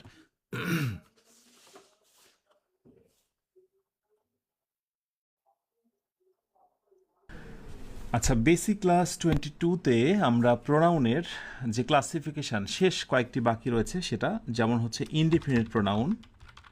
আমরা ইনডিফিনিট প্রোনাউন সম্পর্কে জানব। এর সঙ্গে আমরা বাকি রয়েছে ডিস্ট্রিবিউটিভ প্রোনাউন, এবং আরেকটি প্রকার বাকি থাকবে, সে হচ্ছে রেসিপ্রোকাল। তুমি যে মানেরও শিক্ষার্থী হও, তুমি যে ধরনের প্রিপারেশান নাও না কেন, অর্থাৎ সেটা হতে পারে job preparation, admission, academic, free hand writing, spoken, সব ক্ষেত্রেই সবার জন্য এই ক্লাসগুলো সার্বজনীন। প্রচুর তথ্যে ভরপুর প্রতিটি ক্লাস। তাহলে মনোযোগ দিয়ে জাস্ট ক্লাসটা দেখতে থাকো, কেমন? আচ্ছা, আমরা প্রথমেই আসবো ইনডিফিনিট প্রোনাউন, তারপরে দেখব ডিস্ট্রিবিউটিভ, এবং তারপরে হচ্ছে রেসিপ্রোকাল। তো ডিস্ট্রিবিউটিভে ইনডিফিনিট প্রোনাউন্সের একটা লম্বা লিস্ট তোমরা এর আগে দেখেছো, যখন আমি তোমাদের দেখিয়েছিলাম যে ওয়ান, নান বা no one, nobody, anybody, এরকম লম্বা একটা লিস্ট রয়েছে। হ্যাঁ, লম্বা লিস্ট রয়েছে। তো এই ইনডিফিনিট প্রোনাউনটা নিয়ে কথা বলবো। ইনডিফিনিট মানে ডেফিনিট নয়, ডেফিনিট মানে হচ্ছে নির্দিষ্ট, আর ইনডিফিনিট মানে হচ্ছে অনির্দিষ্ট বা হচ্ছে নন স্পেসিফিক, মানে অনির্দিষ্ট করে প্রোনাউন। মানে এই প্রোনাউনগুলো দ্বারা কোনো নির্দিষ্ট করে তাকে, সেই ছেলেটিকে বা সেই মেয়েটিকে বা সেই বিষয় বা সেই বস্তুটিকে বোঝানো হয় না, এটা অনির্দিষ্ট করে একটা ইঙ্গিত করা হয়। এই জন্য indefinite pronoun basically refers to non specific persons or things. মনে রাখতে হবে ইনডিফিনিট প্রোনাউন সর্বদাই দুটো ক্যাটাগরিতে বিভক্ত হয়ে যায়। একটা হচ্ছে নন স্পেসিফিক পারসনস অর থিংস, মানে ব্যক্তি ব্যতীত অন্যান্য বিষয় বলি। তো এই যে যেহেতু হচ্ছে দুইটা ক্যাটাগরি, আমি তোমাদের সুবিধার্থে যেটা করেছি, দুইটা ক্যাটাগরিতে যতগুলো শব্দ প্রয়োজন হয় তার আমি একটা লম্বা লিস্ট সাজিয়ে রেখেছি। যারা পেইড ব্যাচে যুক্ত আছো, ক্লাসটি শেষ হলে আমি সেখানে দিয়ে দেব। দুইভাবে বিভক্ত, একটা হচ্ছে for non specific persons, non specific পারসনসের জন্য কোনগুলো বসে, আর এইগুলোর সাথে বাংলা অর্থ জানা খুব জরুরি। অ্যানিওয়ান, অ্যানিবডি আসলে কি একই রকম অর্থ? অর্থ তো একটু আলাদা। কেউ আর হচ্ছে যে কেউ, তাই না? আচ্ছা, সবাই, প্রত্যেক, অর্থটাও আলাদা। বাংলা করার সময় এগুলো অনেকে সমস্যা হয়। তো আমি যেগুলো নন স্পেসিফিক পারসনকে দিয়েছি 12টা, আর নন স্পেসিফিক থিং যেগুলো বিষয়বস্তুকে বোঝায় এমন দিয়েছি হচ্ছে তোমার 18টা। এই অর্থগুলো তুমি যদি ঠিকঠাক মতো না বোঝো তাহলেই বড় সমস্যা হয়ে যায়। কেমন? ছোট্ট একটা টেস্ট দিয়ে আমরা আজকের আয়োজনটি শুরু করি। টেস্টটা হচ্ছে হুইচ ইজ কারেক্ট। নিচের কোন বাক্যটিকে আমি কারেক্ট বলতে পারি? দ্রুত। আজকের এই ক্লাসটি খুব কাছের একজন বন্ধুকে একটু মেনশন করে দাও তো দেখি, তোমার কাছের বন্ধুকে, তার নামটা আমি দেখতে পাবো এবং একই সাথে সেও নিশ্চয়ই খুশি হবে এবং আমার বিশ্বাস কোনো না কোনো দিন সেই ক্লাসগুলো দ্বারা উপকৃত হবে এবং দিন শেষে তোমার অবশ্যই সে প্রশংসা করবে ইনশাআল্লাহ। সো খুব কাছের বন্ধুকে একটু নামটা মেনশন করে দাও, কেমন? আচ্ছা, হুইচ ওয়ান ইজ কারেক্ট। দেখো, তুমি যদি এটা না জানো নো ওয়ানে বাংলা অর্থ কী বা নো বডি বাংলা অর্থ কী, তুমি ধোকা খেয়ে যাবে, তুমি ঝামেলায় পড়বে। আমরা একটু সামনে এগোই। যেগুলো আমরা দিয়েছি, নো ওয়ান মানে কেউ না, আবার নো বডি মানে কেউ না। দ্যাট মিনস আমরা যদি প্রথম বাক্যটা বাংলা বলি নো ওয়ান ওয়াজ দেয়ার, মানে কেউ সেখানে ছিল না, পরেরটা নো বডি ওয়াজ দেয়ার, কেউ সেখানে ছিল না। তার মানে দুইটি বাক্যের অর্থ এক এবং তুমি যেটা খুশি সেটা ব্যবহার করতে পারবে, এটা নিয়ে কোনো কনফিউশন নেই, কোনো দ্বন্দ্ব নেই। দেখো, ইংরেজিতে প্রায় সবগুলোরই সমার্থক শব্দ থাকে। নাউনের একটা নাউন থাকে, প্রোনাউনের আরেকটা অল্টারনেটিভ প্রোনাউন থাকে, শব্দের আরেকটা অল্টারনেটিভ শব্দ থাকে যেটাকে আমরা সিনোনিম বলি, শব্দের বিকল্প আরেকটা শব্দ থাকে সেটাকে আমরা অ্যান্টোনিম বলি, এবং একটা শব্দের জায়গাতে আরেকটি শব্দকে রিপ্লেস করা যায়। দ্যাটস ওয়াই তুমি যখন অনেক জানবে, অর্থ বুঝবে এবং গ্রামারের রুলসগুলো মানবে, তখন দেখবে যে না, তুমি আসলে তোমার হাতে অবাধ স্বাধীনতা। ফ্রি হ্যান্ড রাইটিংয়ের সময় তোমার হাত বন্ধ হয়ে যাবে না, তোমার কিন্তু লেখা চলতেই থাকবে, রাইট? তো যার কারণে আমি ফার্স্ট এটা দেখিয়ে দিলাম যে বাংলা অর্থ বোঝা খুব জরুরি এবং অনেক জিনিস হতে পারে কিন্তু তার ভিন্নতা জেনেই এটি বাংলা জানলে এবং রুলস জানলেও তুমি সেটা ক্লিয়ার হয়ে যাবে। এবার যে জায়গাটায় আমি ছিলাম, মূল আলোচনা, সেখানে যাই। আমরা একটা একটা করে ধরবো এবং সেখান থেকে আলোচনা করব। ওয়ান, ইনডিফিনিট প্রোনাউনের ভিতরে সবচেয়ে গুরুত্বপূর্ণ হচ্ছে ওয়ান থেকে প্রচুর প্রশ্ন হয়। প্রসঙ্গত বলে দিই, প্রোনাউনের ক্ষেত্রে আমরা বেসিক্যালি একটা প্রোনাউনকে দেখব প্রোনাউন হিসেবে, আবার প্রোনাউনকে দেখব কোনো কোনো সময় ডিটারমিনার হিসেবে। অনেক সময় ডিটারমিনার থাকবে না, যেগুলোতে ডিটারমিনার ব্যবহার হয় না, অর্থাৎ যেগুলোর ডিটারমিনার ব্যবহার হয় না সেগুলোতে আমি লিখে দেব n/a, মানে হচ্ছে নট অ্যাপ্লিকেবল, মানে এটা গ্রহণযোগ্য নয়। অর্থাৎ নো বডি বা এই জাতীয় শব্দগুলো কখনো ডিটারমিনার হতে পারে না। সো n/a এইটা মিনস হচ্ছে নট অ্যাপ্লিকেবল, মানে এটি প্রযোজ্য নয়। তো যেখানে আমি লিখব নট অ্যাপ্লিকেবল, দ্যাট মিনস হচ্ছে যে ওই প্রোনাউনটার, ওই ইনডিফিনিট প্রোনাউনটার কোনো ডিটারমিনার হয় না। এখন প্রোনাউনের সঙ্গে ডিটারমিনারের সঙ্গে ভার্বের একটা চমৎকার সম্পর্ক রয়েছে। সেই জন্য প্রতিটা বাক্যতেই আমি বোল্ড করে মোটা করে দেখিয়েছি যে কোন সব ক্ষেত্রগুলোতে ভার্ব সিঙ্গুলার এবং কোন ভার্বগুলো হচ্ছে প্লুরাল। এটা হচ্ছে সাবজেক্ট ভার্ব এগ্রিমেন্ট, অর্থাৎ সাবজেক্টের সঙ্গে ভার্বের এগ্রিমেন্ট বা চুক্তি। এখান থেকে অনেকটা তোমাকে শিখতে হয়। আচ্ছা, তাহলে ওয়ানের আলোচনায় আসি আমরা। Pronoun, one is missing. One, এটা অবশ্যই প্রোনাউন, বাক্যের সাবজেক্ট হয়েছে। ওয়ান সাবজেক্ট হলে ভার্ব হয় সিঙ্গুলার। অ্যাজ ডিটারমিনার, ওয়ান যদি কখনো নাউনের পূর্বে বসে, ওকে, আমার মনে হয় এটা তোমরা প্রত্যেকে জানো। আমি ছোট্ট করে একটু নোটস করে দিই। প্রথমটা যে ওয়ান প্লাস হচ্ছে নাউন, যখনই ওয়ানটা কোনো নাউনের পূর্বে বসবে তখন তার নাম বলবো আমরা ডিটারমিনার। তবে সে প্রোনাউন হিসেবেই বসুক অথবা ডিটারমিনার হিসেবেই বসুক, কোনো সমস্যা নেই, ভার্বটা কিন্তু কি হয়ে যাবে? সিঙ্গুলার হয়ে যাবে। মনে থাকবে, অনির্দিষ্ট করে বেসিক্যালি আমরা কোনো একটা ব্যক্তিকে বোঝাই। এই ওয়ান থেকে অনেক ধরনের প্রশ্ন হয়। প্রথম প্রশ্নটা জাস্ট কয়েকটা খেয়াল করো কী ধরনের প্রশ্ন হয়। যেমন হচ্ছে one should do dot dot D U T Y duty. Okay, এ একটা প্রশ্ন হয়, সেখানে বলা হয় যে হিজ নাকি হচ্ছে হার নাকি হচ্ছে ওয়ান্স ইত্যাদি ইত্যাদি, এরকম কয়েকটা অপশান থাকে। ওকে, এরপরে নেক্সট টেস্ট হয় যেটা, সেটা হচ্ছে one of my friends is অথবা আর লয়ার। আমার একজন বন্ধু হচ্ছে লয়ার। এখন এই জায়গাটা একটা গ্যাপ থাকে, বিশেষত ওয়ান থেকে এই প্রশ্নটা সবচেয়ে বেশি হয়, এই দুইটা প্রশ্ন। আমার বিশ্বাস তোমরা অনেকেই পারবে। যদি কোনো বাক্যতে কোনো সেন্টেন্সে ওয়ান ইনডিফিনিট প্রোনাউন হিসেবে ব্যবহার হয়ে যায়, ওকে, তখন দুইটা নিয়ম মনে রাখতে হবে। ওয়ান অফ এর পর যে নাউনটা আসবে সে নাউনটা হবে প্লুরাল। দেখো ফ্রেন্ড নয়, সেটি হচ্ছে ফ্রেন্ডস। তার মানে ওয়ান অফের পর আমরা যে নাউনটা বসাবো সেই নাউনটা হবে প্লুরাল। এই শর্টকাটটা মনে রাখতে হবে। ওয়ান অফ, শুধু ওয়ান অফ নয়, এরপরে অনেক জায়গায় দেখবে one of, some of, any of, either of, neither of. এই অফ যুক্ত শব্দগুলোর পর নাউনটা হয়ে যাবে একইবারে প্লুরাল। কি হয়ে যাবে? প্লুরাল হয়ে যাবে। কিন্তু মজার কথা হচ্ছে এরপরে যদি ভার্ব বসানো প্রসঙ্গ আসে, সেই ভার্বটা কিন্তু হয়ে যাবে সিঙ্গুলার। ওকে, খুবই চমৎকার এবং পরীক্ষায়, যে কোনো পরীক্ষায় আসার মতো একটা রুল। তাহলে ওয়ান অফের পর নাউনটা হচ্ছে আমার প্লুরাল, আমার সূত্র মেনেছি, অতএব ভার্বটা কি হবে? সিঙ্গুলার। Very good. যারা বুঝে শুনে আনসার করছো, থ্যাংক ইউ সো মাচ। এবার আমরা যদি ওয়ানের পর তার পজিটিভ নিতে চাই, তাহলে ওয়ান ইজ ইকুয়াল টু হচ্ছে ওয়ান্স। সো রাইট উত্তর হচ্ছে one should do one's duty. তাই কোনো বাক্যতে ওয়ান যদি সাবজেক্টে থাকে তাহলে পরবর্তীতে তার পজিটিভ হয়ে যায় ওয়ান্স। এটাও অনেক বেশি পরিমাণেই আসতে দেখা যায়। ক্লিয়ার? আশা করি ওয়ান সংক্রান্ত রুলসটা বুঝে নিয়েছো, মোটামুটি এইটুকু জানলেই হয়। আচ্ছা, এরপরে জাস্ট নান, নো ওয়ান একটু দেখার বিষয়। নান ইজ হেয়ার, নানটা অবশ্যই প্রোনাউন, বাক্যের শুরুতে সাবজেক্ট হয়েছে।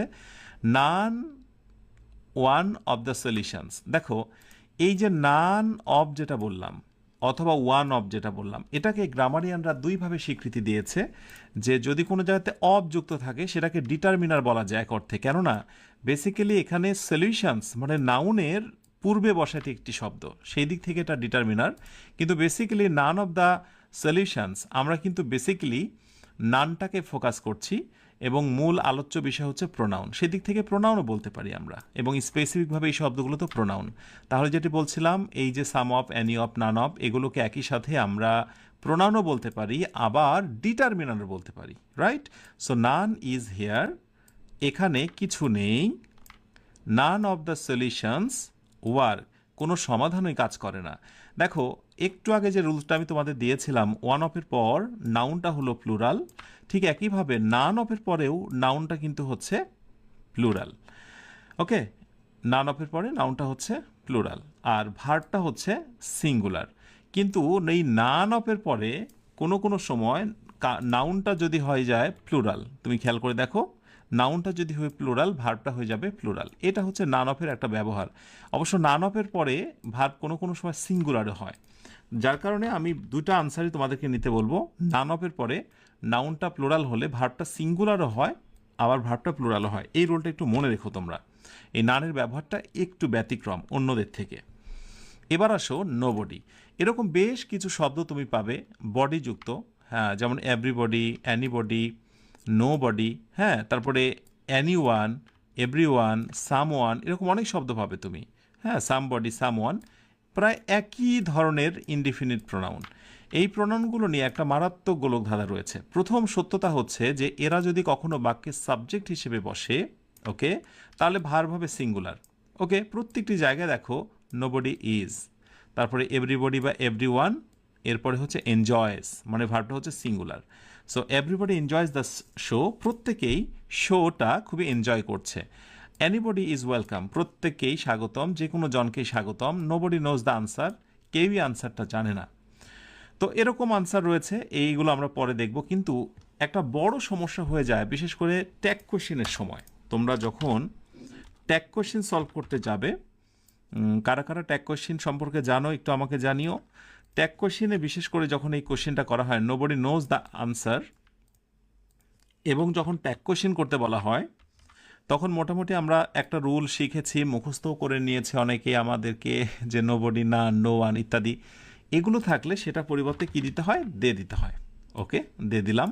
এরপরে অন্যান্য নিয়মগুলো ট্যাগ কোশ্চেন করার সময় শিখবে, যেহেতু প্রেজেন্ট টেন্স, এই জন্য ডু বা ডাজ, যেহেতু দের পর ডাজ বসে না এই জন্য ডু, আর যেহেতু নো বডি নেগেটিভ তাই আর নেগেটিভ হবে না। সো রাইট উত্তর হচ্ছে ডু দে।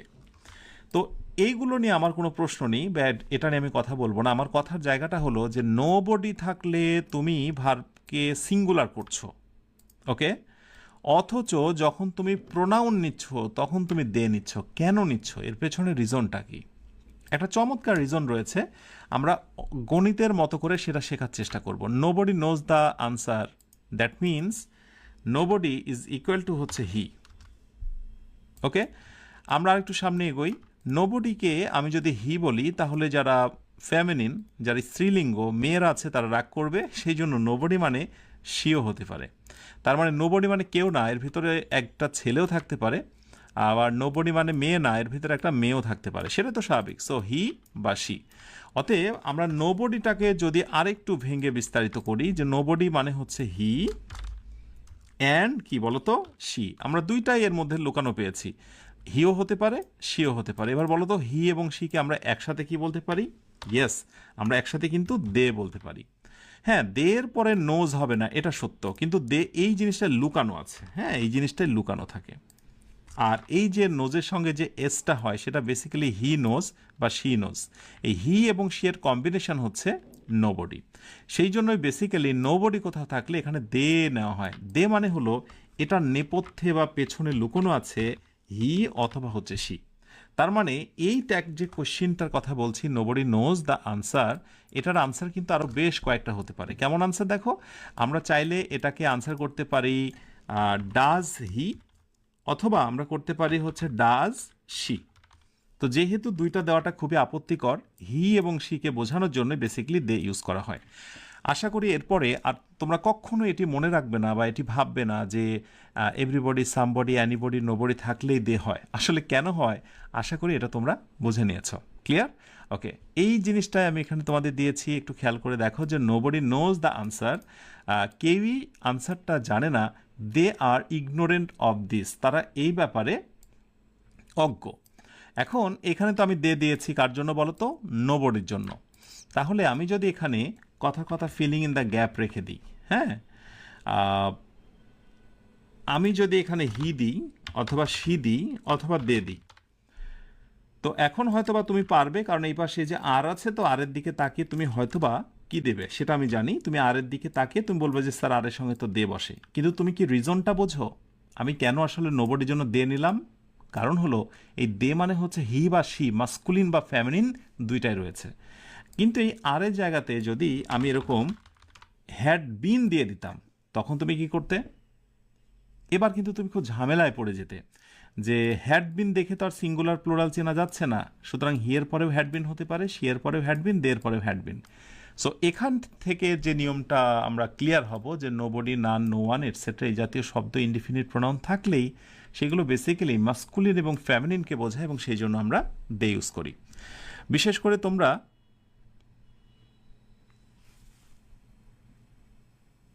হ্যাঁ ডাজ তো দিয়েছি, একজনের প্রশ্ন ডাজ কেন হবে না, অবশ্যই ডাজ হবে। আমি যখন হি বা শি দেবো তখন ডাজ হবে, আর দে দিলে সেখানে ডু হবে। ঠিক আছে, এটা হচ্ছে ট্যাগ কোয়েশ্চেন আলোচ্য বিষয়। এবং এরপরে তুমি অ্যানিবডি, অ্যানিওয়ান যে রুলে যাও, স্বাভাবিক অ্যানিবডি ইজ ওয়েলকাম, যে কোনো জনকেই স্বাগত, ভার্ব সিঙ্গুলার, এটার কোনো ডিটারমিনার হয় না, অর্থাৎ এই শব্দগুলো কখনো নাউনের পূর্বে বসে না। ঠিক আছে, নন অ্যাপ্লিকেবল। এভরিবডি বা every one enjoys the show, প্রত্যেকেই, এভরিবডি প্রত্যেকেই এনজয়স দ্য শো, কী করে? শোটা উপভোগ করে। এই এভরিবডি বা এভরিওয়ান কখনো ডিটারমিনার হতে পারে না, not applicable. But some, very very important, সামটা কিন্তু আসে অনেক পরিমাণে। সাম আর মিসিং, ওকে, সাম অপশানস খেয়াল করে দেখো, দুই ধরনের ব্যাপার হয়েছে। সাম আর মিসিং, সাম যখন সাবজেক্ট হবে তখন সেটা ইনডিফিনিট প্রোনাউন, কিন্তু সাম যদি অন্য কোনো নাউনের পূর্বে বসে তাহলে সেই নাউনটা হয়ে যাবে প্লুরাল এবং ওই সামটার নাম হবে ডিটারমিনার। কেন বলো তো? একটু আগে আমি বলেই দিয়েছি ডিটারমিনার হতে গেলে প্রথমেই বলেছি যে নাউনের পূর্বে বসবে, সো বসেছে। তবে সাম প্রোনাউন হিসেবেই হোক অথবা ডিটারমিনার হিসেবেই হোক, বেসিক্যালি ভার্বটা কি হয়ে যায় বলো তো? ভার্বটা হয়ে যায় প্লুরাল। আশা করি বুঝতে পেরেছ। কিন্তু ব্যতিক্রম হচ্ছে, আমি তোমাদেরকে একটা এক্সাম্পল দিয়ে দিই। বলতে হবে some advice R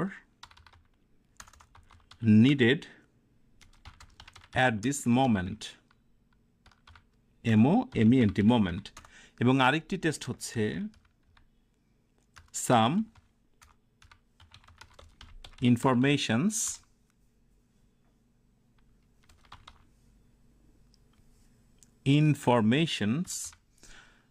are SHOWN shown negatively. Choose the right answer, সঠিক আনসারটি খুঁজে বের করো। যারা পেইড ব্যাচে ভর্তি আছো, চুজ দ্য কারেক্ট আনসার। তাদেরকে কষ্ট করে নোট করতে হবে না, আমি চমৎকার করে ক্লাসটি শেষ হওয়া মাত্রই সবগুলো দিয়ে দিই।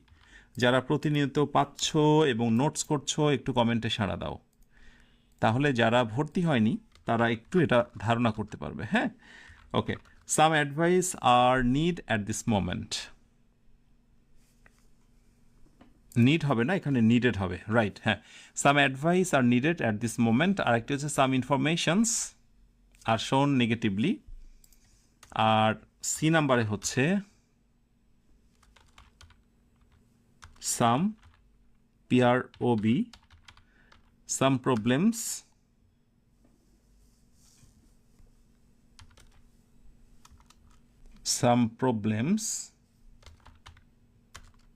are being highlighted.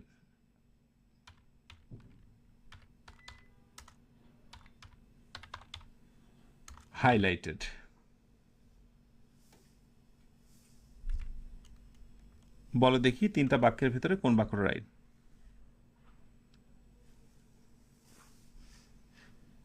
দুইটাই না, আমি বেসিক্যালি তিনটা দিয়েছি। বলো দেখি কোন আনসারটা রাইট হবে।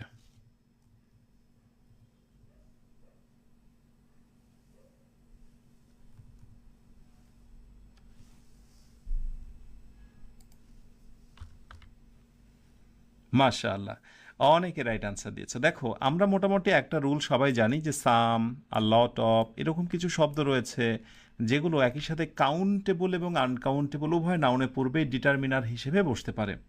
কাউন্টেবল এবং আনকাউন্টেবল, যেগুলো গণনা করা যায় সেগুলো কাউন্টেবল, প্রবলেমস গণনা করা যায় কাউন্টেবল। সো কাউন্টেবলের পূর্বে প্লুরাল কাউন্টেবলের পূর্বে আমরা সাম বসাতে পারি। তো সেই দিক থেকে বলবো সাম প্রবলেমস আর বিং হাইলাইটেড। একেবারে কিছু সমস্যা তুলে ধরা হচ্ছে। So definitely it's a right. হ্যাঁ, এটাকে আমরা রাইট বলবো।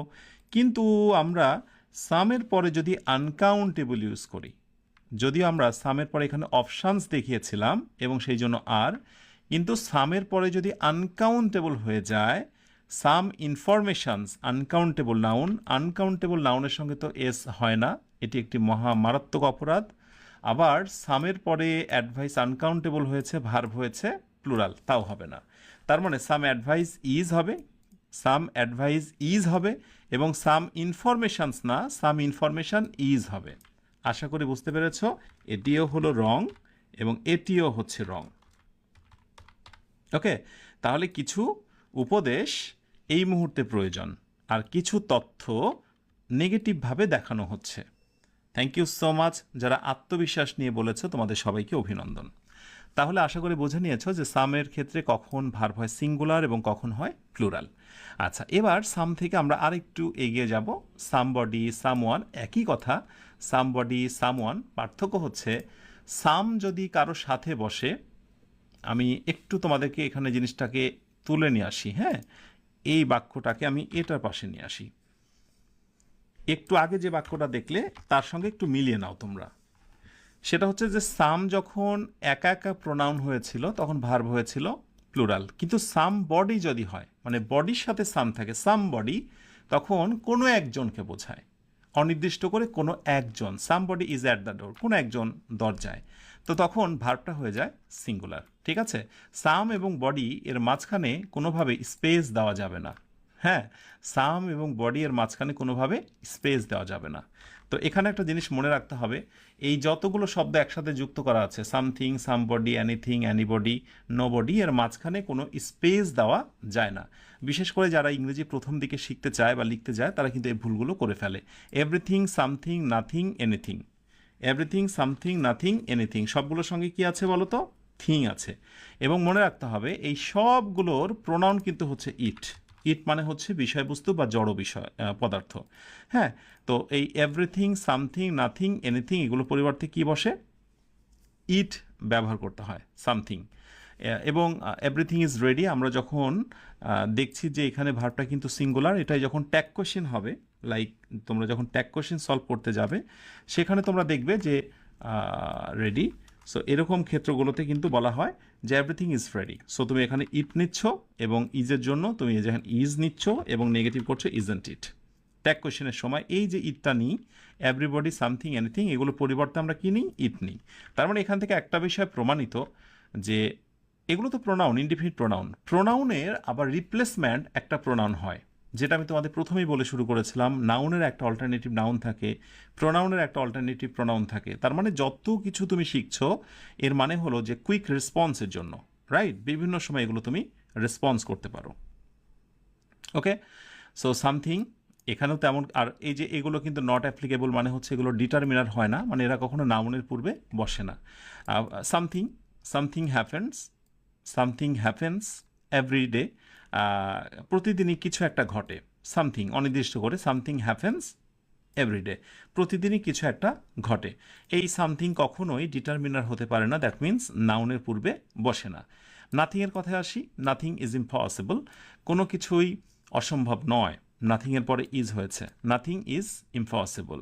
আচ্ছা, তোমাদেরকে বলতে হবে কোন বাক্যটি সঠিক আর কোন বাক্যটি ভুল, আর যদি ভুল হয় কেন হচ্ছে ভুল। নাথিং ইজ নট ইম্পসিবল, আরেকটি হচ্ছে নাথিং ইজ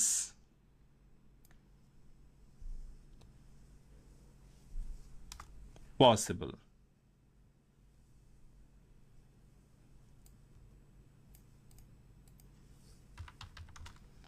একেবারে গণহারে একটু আনসার দেওয়ার চেষ্টা করবে, কোন বাক্যটিকে সঠিক বলতে পারি। Nothing is not impossible, nothing is impossible, আর একটা হচ্ছে নাথিং ইজ নট পসিবল।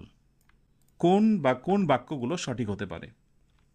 দেখো, নাথিং এর ভিতরেই কিন্তু না বহন করে, হ্যাঁ, নেগেটিভ রয়েছে, তাই পরবর্তীতে আর না ইউজ করা যাবে না। তুমি না অর্থবোধক একটা প্রিফিক্স ইউজ করে একটা শব্দ দিতে পারো, প্রিফিক্স যেমন আনহ্যাপি, ইম্পসিবল, আনক্লিয়ার, এরকম নেগেটিভ একটা শব্দ তুমি দিতে পারো, বাট নট বা নো কথাটি ইউজ করতে পারবে না, যেহেতু নাথিংয়ের মধ্যেই নো কথাটি লুকানো আছে। That means nothing is not impossible, এটা হচ্ছে রং, এটার কোনো অর্থ আসবে না। বাট তুমি বলছো যে নাথিং ইজ ইম্পসিবল, একেবারে রাইট, যেটা তুমি একটু আগে দেখেছো। সো এটাকে আমি রাইট বলছি, এটা রাইট বলছি, বাট পরেরটাই nothing is not possible, nothing is not possible. পরেরটা কি? আচ্ছা, এই ইম্পসিবল মানেও যা, নট পসিবল মানেও তাই। হ্যাঁ, nothing is not possible. So আমরা এই বাক্যটাকে রাইট বলতে পারি, কারণ আসলে নট পসিবল মিনস হচ্ছে ইম্পসিবল। তাহলে এই বাক্যটা, আমি একটু আগে একটা সাংঘর্ষিক কথা বললাম যে নাথিং থাকলে বা নো থাকলে সেখানে নট বসে না, হ্যাঁ, কিন্তু আমি এখানে নট বসাতে পারছি কেন? নট পসিবলটা বেসিক্যালি ইম্পসিবলে কাজ করছে, তাই। তার মানে কিছু কিছু সময় কিছু নিয়মের বহির্ভূত ব্যাপার এসে যায়, সেগুলো অর্থ দিয়ে তোমাকে বুঝতে হয়, এবং বুঝতে হয় যে ওই শব্দের সঙ্গে ওইটা বসতে পারে কিনা। সো দ্যাট মিনস এখানে রাইট উত্তর হচ্ছে কয়টা বলো তো? রাইট উত্তর হচ্ছে 2টা। ওকে, সো ইম্পসিবল নেগেটিভ আবার নট নেগেটিভ, কিন্তু এখানে নট পসিবল আমরা বলতে পারি, nothing is not possible. So both are correct, প্রথমটা দ্বিতীয়টা এবং হচ্ছে তৃতীয়টা। যারা বুঝে শুনে আনসার দিয়েছো তোমাদের সবাইকে অভিনন্দন। আচ্ছা, এই হচ্ছে নাথিং এর fact. Anything, anything is possible, যে কোনো কিছুই সম্ভব। তাহলে নাথিং মানে কোনো কিছুই সম্ভব নয়, আর এনিথিং মানে যে কোনো কিছুই সম্ভব। এই নাথিং, এনিথিং যেটাই বলি, এগুলো কখনো ডিটারমিনার হতে পারে না, নট অ্যাপ্লিকেবল। এবার আসো অল। অলের ব্যবহার প্রচুর পরিমাণে দেখা যায়, প্রতিযোগিতামূলক পরীক্ষাতে অল নিয়ে অনেক প্রশ্ন হয়। তো আমিও চেষ্টা করব অল নিয়ে একটু বিশদ কথা বলার জন্য। আচ্ছা, অল সংক্রান্ত কয়েকটি বিষয় প্রথমত এসে যায়। অল আর ওয়েলকাম, অলটা অবশ্যই প্রোনাউন, বাক্যের subject. All students are hair, সকল ছাত্ররা এখানে। তার মানে নাউনের পূর্বে বসেছে, অতএব এটি হচ্ছে ডিটারমিনার। আর যেহেতু সাবজেক্ট অবস্থানে বসেছে, অতএব এটার নাম হচ্ছে প্রোনাউন। এটা নিয়ে কারো কোনো ডাউট নেই। কিন্তু প্রবলেম হচ্ছে কোন জায়গাটায়, একটু খেয়াল করে দেখো। লাইক প্রথম এক্সাম্পলটা হচ্ছে যে, ধরো আমি বললাম যে all is well that Allah sends us. All is well. আরেকটি বাক্যতে বললাম অল আর কারেক্ট, এ একটা দিলাম। আমার প্রশ্ন হলো, এখানে অলের পরে আমি ইজ দিলাম, এখানে আমি অলের পরে আর দিলাম, কারণটা কি? Who can say? Anybody?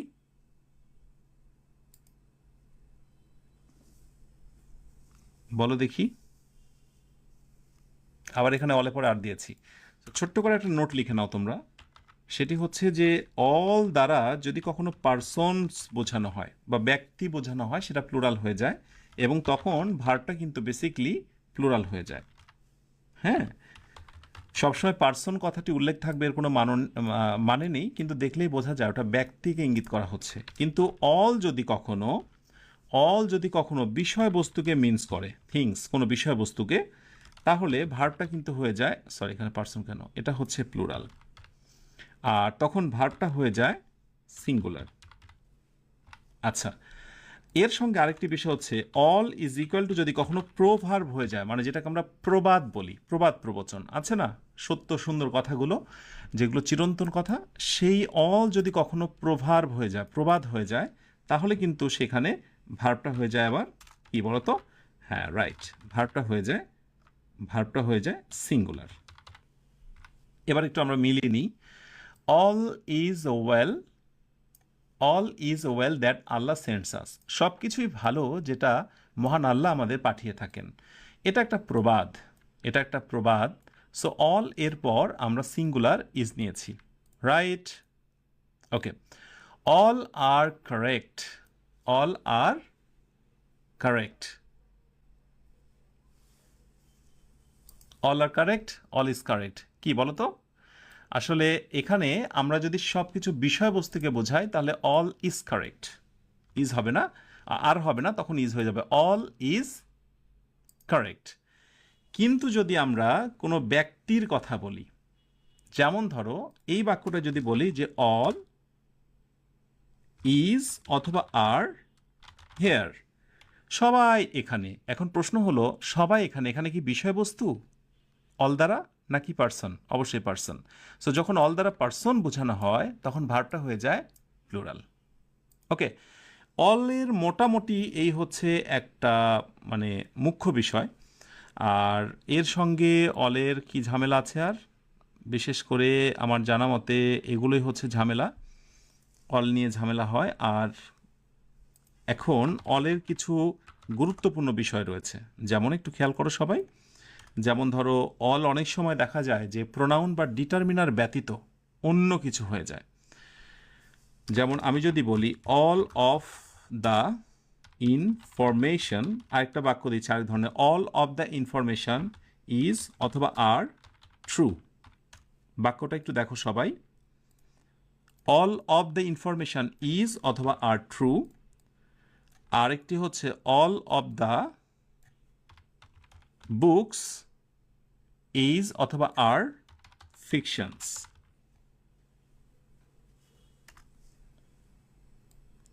R story books দিলাম।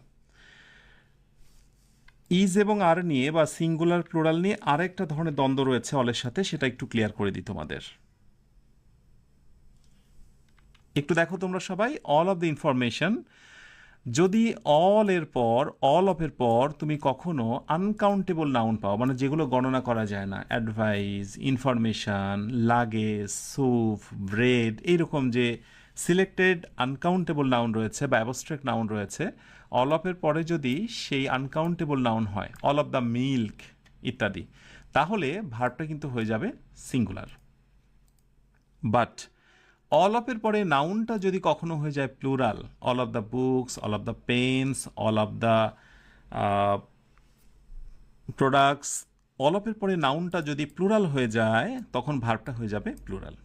ব্যাস, আশা করি এই কয়েকটি ইনফরমেশন তোমার জন্য অনেক বেশি কাজে দেবে। ওকে, আর এর সাথে আরেকটি টেস্ট দেব অল নিয়ে, যেটা অনেকটা কনফিউজ করে তোমাদেরকে। যেমন আমি তোমাদেরকে যদি একটা বাক্য দিই, যেমন ধরো বাক্য দিলাম যে আই র্যান, রান থেকে র্যান, অ্যান্ড লেফট হার, আমি দৌড় দিলাম এবং তাকে, হার অল অ্যালন, তাকে একাই রেখে আমি চলে গেলাম, একা ফেলেই চলে গেলাম, আমি তাকে একা ফেলেই দৌড় দিয়ে চলে গেলাম। I ran and left her all alone. অলের নিচে আন্ডারলাইন করে প্রশ্ন করা হচ্ছে অলের নাম কি। অপশন এ, এই অল ইটস প্রোনাউন, যেটা নিয়ে আমরা কথা বলছি। Option B, it's determiner. Option C, adjective. Option D হচ্ছে অ্যাডভার্ব। ঝটপট করে জানাও দেখি এই জায়গাটা অলটাকে আমরা কি বলতে পারি। দেখো তোমাদের একটা বিষয় বলি, যে যারা অনেক কষ্ট করে আজকের এই ক্লাসটা করছো, অথবা হতে পারে প্রথম থেকে শুরু করে আজকের এই 22তম ক্লাসে অ্যাটেন্ড হয়েছো, এর মাঝে অনেকবার তোমার মন ভেঙেছে, তোমার মনে হয়েছে আমি পারবো না, আমার দ্বারা সম্ভব নয়। এগুলো কোথা থেকে আসে জানো? এগুলো আমি বারবার বলেছি, এগুলো হলো শয়তানের অসওয়াসা। তোমাকে শয়তান গ্রাস করতে চায়, বারবার তোমার মন ভেঙে দিতে চায়। যখনই পারবো না, তোমার দ্বারা সম্ভব নয়, এই বার্তাগুলো মনের গভীর থেকে আসে, তুমি ধরেই নিবে এগুলো শয়তানের অসওয়াসা। তখন তুমি আরেকটু নড়ে সরে শক্ত হয়ে বসবে, তুমি ভাববে আমার স্বপ্ন পূরণের পথে শয়তান বেটা তুই তো দায়ী। এই শয়তানকে আমি অনেকভাবে আখ্যায়িত করি। একটা শয়তান চলে যায় এবং আরেকটা শয়তান তোমাকে, তোমার উপর বসে থাকে, যেগুলোকে আমি ল্যাংড়া শয়তান বলি। তোমার মাথায় যদি ল্যাংড়া শয়তান ভর করে থাকে, তবেই তুমি ভাবো যে তোমার দ্বারা সম্ভব নয়। আমি জানি না তুমি এমনটি ভাবো কি না। পৃথিবীতে মানুষ পারে না এমন কিছু নেই। আমি 50টি ক্লাস নেব, বিশ্বাস করো, 1 থেকে শুরু করে 50টি ক্লাস করার পর প্রতিটা শিক্ষার্থী উল্লাস করবে। কারা? যারা শেষ পর্যন্ত লেগে থাকবে। আর তুমি তুমি কি করবে? নিজেকে প্রশ্ন করে দেখো, তুমি কি সেই উল্লাসিত হতে চাও? তুমি কি শেষ দিন পর্যন্ত থাকতে চাও? তাহলে আমি অবশ্যই বলবো ঠিক এই পর্যায়ে, প্রায় মিডিল, 22টা ক্লাস মানে তো মিডিল, 50তম ক্লাস পর্যন্ত যদি লেগে থাকো, দেখবে তোমার কত পরিবর্তন, এবং নিজে সেদিন কত হাস্যোজ্জ্বল একটা মানুষ হও। সেদিন আত্মবিশ্বাসের হাসি আসবে সেদিন। সেই দিনের প্রতীক্ষায় একটু না হয় কষ্ট করো, একটু না হয় সুন্দর মুহূর্তগুলোকে বিসর্জন দাও। ঠিক আছে? তাহলে আমরা যেটি বলছিলাম, এই অলটাকে কি বলতে পারি? রাইট উত্তর হচ্ছে all here is an adverb. এই কোয়েশ্চেনটা প্রতিযোগিতামূলক পরীক্ষাতে প্রচুর আসে। বেসিকলি কারণটা হচ্ছে অ্যালোনটা বেসিকলি এমনিতেই অ্যাডভার্ব। হ্যাঁ, তো অ্যাডভার্বের পূর্বে কিন্তু আরেকটা অ্যাডভার্ব বসতেই পারে, অ্যাডভার্বের পূর্বে আরেকটা অ্যাডভার্ব বসতেই পারে। তো এক্ষেত্রে আমি তোমাদের একটা শর্টকাট দিয়ে দেবো, তোমরা কয়েকটা শব্দ একটু মনে রেখো সবসময়। হ্যাঁ, সেটি হচ্ছে গিয়ে, আচ্ছা যাদের রাইট আনসার হয়েছে কমেন্টে জানিও কেমন। সেটি হচ্ছে অল, এরপর যদি তুমি কয়েকটা শব্দ পাও, অ্যাবাউট, অল অ্যাবাউট। অ্যাবাউট তো আলাদা বসে, কিন্তু অল অ্যাবাউট যদি একসাথে বসে, অথবা তোমার হচ্ছে অল প্লাস হচ্ছে গিয়ে তুমি পাবে হচ্ছে অল অ্যারাউন্ড, অথবা পেতে পারো অল অ্যালন, যেটা আমি এই মুহূর্তে দিলাম, অথবা তুমি পেতে পারো আরেকটা হচ্ছে যে অবজেক্টের পর, মানে কিছু একটা থাকবে বাক্যে, অবজেক্টের পরে যদি অল থাকে, হ্যাঁ, মানে কথা শেষ।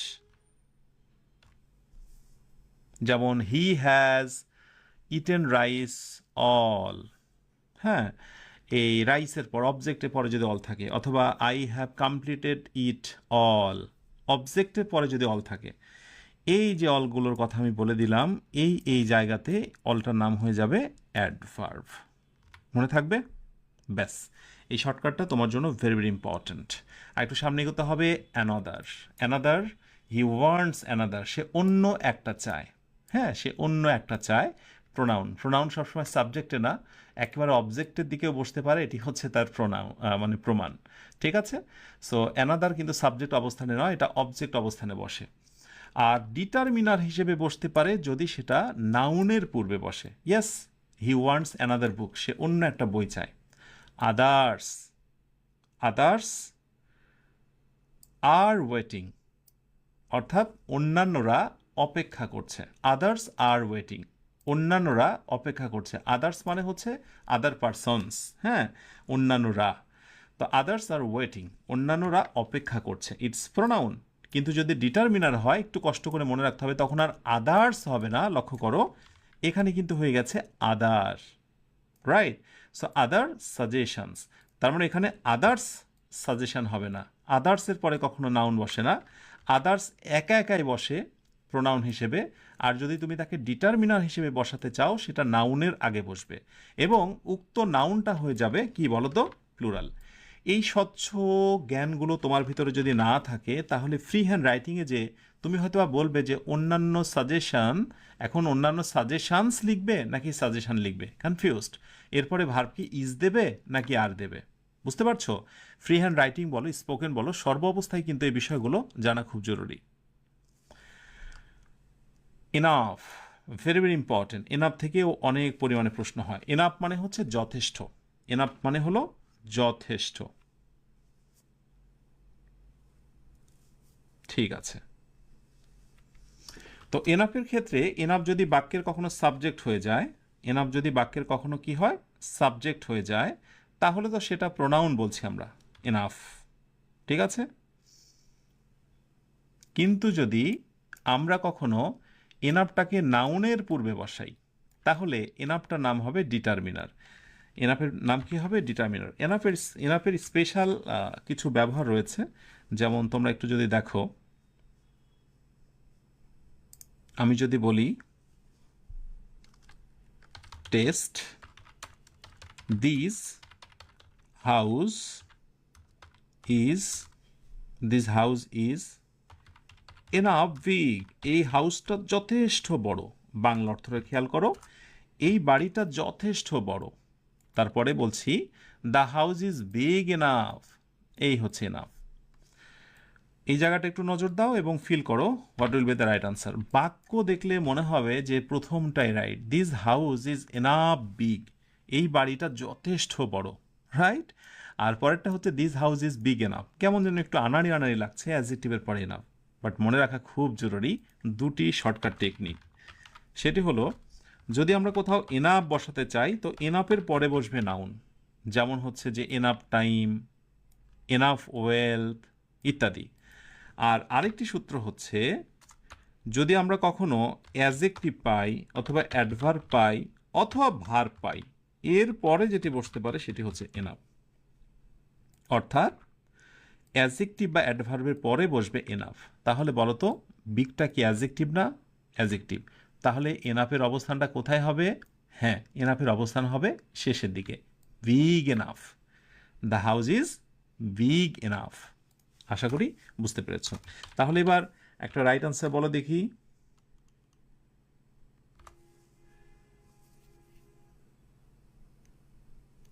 বলো দেখি রাইট আনসার কি হবে? হি সিংস এনাফ ওয়েল, নাকি হি সিংস ওয়েল এনাফ? বিভিন্ন প্রতিযোগিতামূলক পরীক্ষাতে এর থেকে বেশি কঠিন কোনো প্রশ্ন আসে না। সে যথেষ্ট ভালোভাবে গান গায়, সে যথেষ্ট ভালোভাবে গান গায়। মাশাআল্লাহ, অনেকে রাইট আনসার দিচ্ছ। রাইট আনসার হলো এনাফ। আমরা অ্যাডভার্বের আগে বসাতে পারবো না। যাদের এটা নিয়ে কনফিউশন তারা একটু ফার্স্টে জেনে নাও, ওয়েল ইজ ইকুয়াল টু হচ্ছে অ্যাডভার্ব। হ্যাঁ, ভালোভাবে সুন্দরভাবে এটা হলো অ্যাডভার্ব। সো অ্যাডভার্বের ক্ষেত্রে এনাফের অবস্থান হবে তারপরে। দ্যাট মিনস হলো well enough is the right answer. Okay, so এই হচ্ছে এনাফের ব্যবহার। এনাফের পর যারা পেরেছো তোমাদের সবাইকে অভিনন্দন। লেসের ব্যবহারে বলি less is known, less is known. Okay, এটি সাধারণ কথা যে কিছুটা জানা। প্রোনাউন বাক্যের সাবজেক্ট, লেস এফোর্ট নাউনের আগে বসেছে, অতএব এটি determiner. Less effort is needed, অল্প প্রচেষ্টা প্রয়োজন। লিটিল, লিটিল ইজ নোন, অল্প জানা, এটি প্রোনাউন বাক্যের সাবজেক্ট হয়েছে। ডিটারমিনার আর লিটিল হেল্প। হ্যাঁ, লিটিলের আগে এ বসতে পারে, শুধু লিটিলও বসতে পারে। অর্থটা আমি তোমাদের ডিটারমিনারের সময় দেখিয়েছিলাম। কিছুটা সাহায্য অ্যাপ্রিসিয়েটেড, প্রশংসনীয়। তাহলে নাউনের পূর্বে যেহেতু লিটিল বসেছে, here little it's a determiner. Okay, মাছ, মাছের ক্ষেত্রে আসি। মাছ ইজ এক্সপেক্টেড, এটি হচ্ছে প্রোনাউন বাক্যের সাবজেক্ট। কিন্তু মাছ যদি নাউনের পূর্বে বসাতে চাই তাহলে সেটি হয়ে যাবে ডিটারমিনার। মনে আছে তো? রাইট। সো আমি যদি একটি টেস্ট নিই এবং দেখি তোমাদের একটু পেছন ফিরে নিয়ে যাই, সবার রাইট আনসারটা মনে আছে কিনা। I had dot dot efforts. Option এতে আমি কি ম্যানি দেব, অপশান ইতে আমি মাছ দেব। দ্রুত ট্রাই করো, বিশেষ করে পরবর্তীতে যারা ক্লাসটি দেখবে অবশ্যই একটু পজ দিয়ে থামিয়ে ট্রাই করবে। আই হ্যাড, ইয়েস, এফোর্টস হচ্ছে কাউন্টেবল, সেই জন্য I had many efforts. That means হচ্ছে আনকাউন্টেবল নাউনের জন্য বসে much, uncountable information, luggage, scenery, এগুলোর জন্য বসে মাছ। আর যেগুলো কাউন্টেবল, প্লুরাল, যেগুলো গণনা করা যায়, এফোর্টস, এস, প্লুরাল, কাউন্টেবল, এই জন্য এর আগে বসেছে ম্যানি। মাঝে মাঝে আমি যেটা করব যে রানিং ক্লাসের সাথে পুরনো একটু আলোচনাগুলোকে টানবো, হ্যাঁ, তাতে করে তোমাদের মনে রাখতে সুবিধা হবে। আদারের প্রসঙ্গে আসি। অ্যাজ প্রোনাউন দ্য আদার, হ্যাঁ, আদারের আগে প্রোনাউন হিসেবে দ্য আদার ইউজ করা যায়। দ্য আদার ইজ অ্যাভেলেবল, অন্যান্যগুলো যথেষ্ট আছে। দ্য আদার ইজ অ্যাভেলেবল, অন্যান্যগুলো পর্যাপ্ত। দ্য আদার অপশান, এবার খেয়াল করো আদারটা বসেছে নাউনের পূর্বে। নাউনের পূর্বে বসলে ডিটারমিনার, আর সাবজেক্ট অবস্থানে থাকলে সেটি প্রোনাউন। ব্যাস, ফিউ আর প্রিপেয়ার্ড, কিছুটা প্রস্তুতকরণ করা হয়েছে। ফিউ প্রোনাউন হিসেবে হয়েছে, ভার্বটা কিন্তু প্লুরাল। আর আমি সর্বক্ষেত্রে ভার্বটা কিন্তু তোমাদের দেখিয়ে দিয়েছি যাতে তোমাদের নজর পড়লে বুঝতে পারো কোন কোন ক্ষেত্রে সিঙ্গুলার কোনটা প্লুরাল। ফিউ অপশানস, দেখো অপশান নয় অপশানস, তার মানে ফিউ এর পরে নাউন বসলে নাউনটা হয়ে যায় প্লুরাল এবং ভার্বটাও plural. Few options are available, কিছু অপশানস একেবারেই সহজলভ্য। ম্যানি, সো ম্যানি সাবজেক্ট হিসেবে হয়েছে, ম্যানি এনজয় দ্য গেম, অনেকেই খেলাটা উপভোগ করে। কিন্তু ম্যানি যদি নাউনের পূর্বে বসে তাহলে ম্যানিটার নাম হয়ে যায় ডিটারমিনার, ভার্বটা প্লুরাল। সেভারেল যদি বাক্যের সাবজেক্ট হয়, সেভারেল হ্যাভ অ্যারাইভ, কিছুজন পৌঁছেছে, কিছু পৌঁছেছে। আর সেভারেল যদি নাউনের পূর্বে বসে তাহলে সেটি হচ্ছে ডিটারমিনার। সেভারেল থাকলে নাউনটি অবশ্যই হবে প্লুরাল, ভার্বটি হবে plural. Okay, any is acceptable, যে কোনো কিছুই গ্রহণযোগ্য। Okay, any option is fine, যে কোনো অপশানই চমৎকার। So any subject pronoun, any নাউনের পূর্বে বসেছে, অতএব সেটির নাম হলো ডিটারমিনার।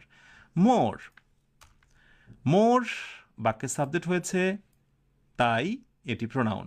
মোর রিসোর্সেস, অনেক উৎসই প্রয়োজন। মোর আর নিডেড, অনেক কিছুই প্রয়োজন। বাক্যের সাবজেক্ট প্রোনাউন, নাউনের পূর্বে মোর, এটি হচ্ছে ডিটারমিনার। দেখো একটা ক্লাস অনেক সময় হয় কি যে অল্পতে শেষ হয়, একটা ক্লাস লম্বা হয়। ছোট ক্লাস সেটি তোমাদের স্বার্থেই এবং ইনফরমেশনের কারণেই একটা ক্লাস লম্বা হয়, সেটিও ক্লাসের স্বার্থে ইনফরমেশনের জন্যই।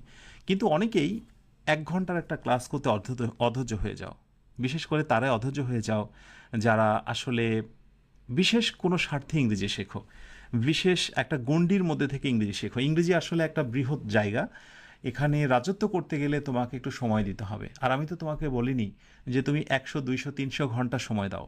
আমি তো বলেছি তোমাকে 50টা ক্লাসে 50 বা 60 ঘন্টা সময় দাও।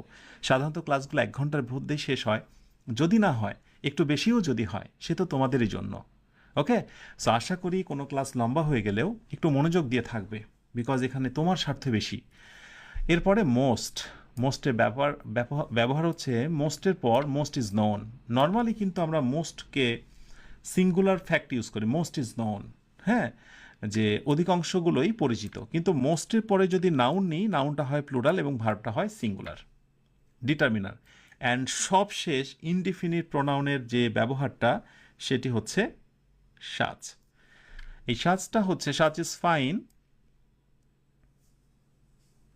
জীবন এমনই। হ্যাঁ, জীবন সাচ ইজ লাইফ, এটাই জীবন, জীবনই এমন। হ্যাঁ, আর সাচ প্রবলেমস, সাচে পরে নাউনটা কিন্তু প্লুরাল হয়ে যায়।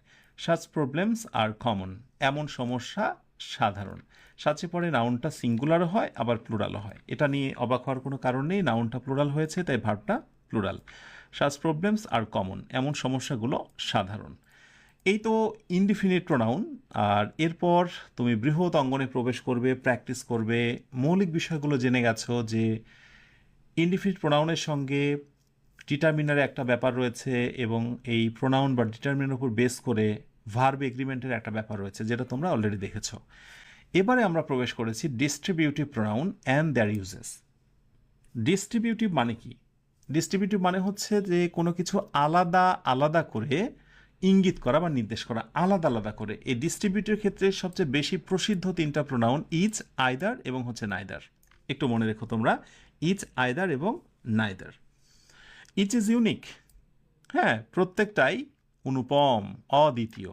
So it's a pronoun. প্রত্যেকটাই একেবারে আলাদা করে বলছে, প্রতিটা, এখানে যতগুলো আছে প্রত্যেকটা আলাদা করে ইউনিক, মানে কথার ভিতরেই আলাদা আলাদা একটা ভাব থাকবে।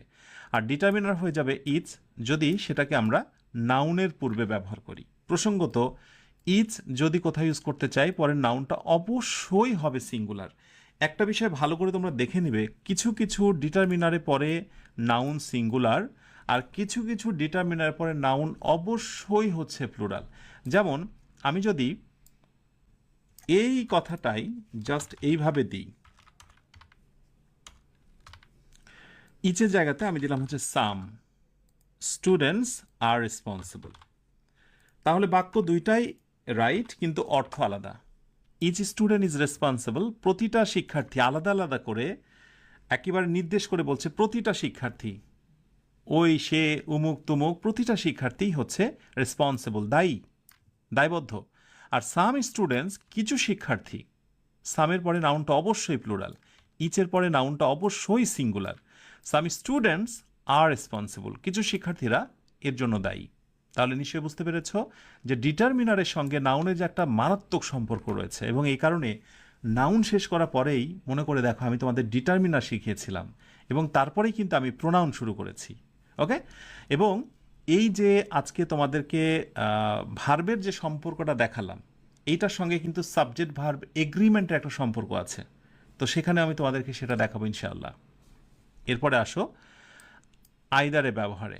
Either, is, neither. আচ্ছা, আইদারের ব্যাপারটা মনে রাখতে হবে। আইদার হচ্ছে হাঁ বোধক, মানে দুইয়ের প্রত্যেকটা, দুইটার প্রত্যেকটা। হ্যাঁ, আর যদি নাইদার বলি তাহলে দুইটার কোনোটাই না, এই কথাটা মনে রাখো। আইদার দুইয়ের প্রত্যেকটা ইজ অ্যাকসেপ্টেবল, মানে দুইটিকে আলাদা করে বলছি এবং বলছি যে দুইটাই কিন্তু প্রত্যেকটাই অ্যাকসেপ্টেবল, মানে গ্রহণযোগ্য। আর যদি বলে নাইদার, মানে দুইটার কোনোটাই, এখানে দুইটাকে আলাদা করে বলছি কিন্তু না অর্থে, যে দুইটাই, এইটা এটা, কিন্তু কোনোটাই ইজ কারেক্ট, মানে কারেক্ট নয়। So either is acceptable, either হচ্ছে বাক্যের সাবজেক্ট, ইটস আ প্রোনাউন। আর যদি আমরা এটাকে আইদারটাকে নাউনের পূর্বে বসাই, ওকে, সো এটা হয়ে যাবে ডিটারমিনার। একইভাবে নাইদার ইজ কারেক্ট, কোনোটাই কারেক্ট নয়। Neither is equal two negative, either is equal two হ্যাঁ বোধক, তাই না?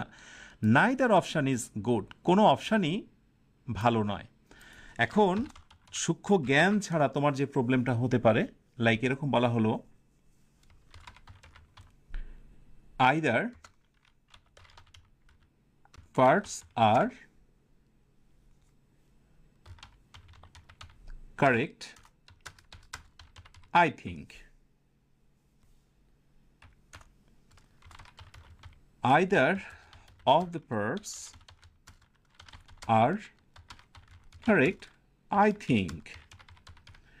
বলতে হবে এই দুইটি বাক্যের মধ্যে কোন বাক্যটি সঠিক রয়েছে। দ্রুত ঝটপট করে রাইট আনসারটা জানিয়ে দাও।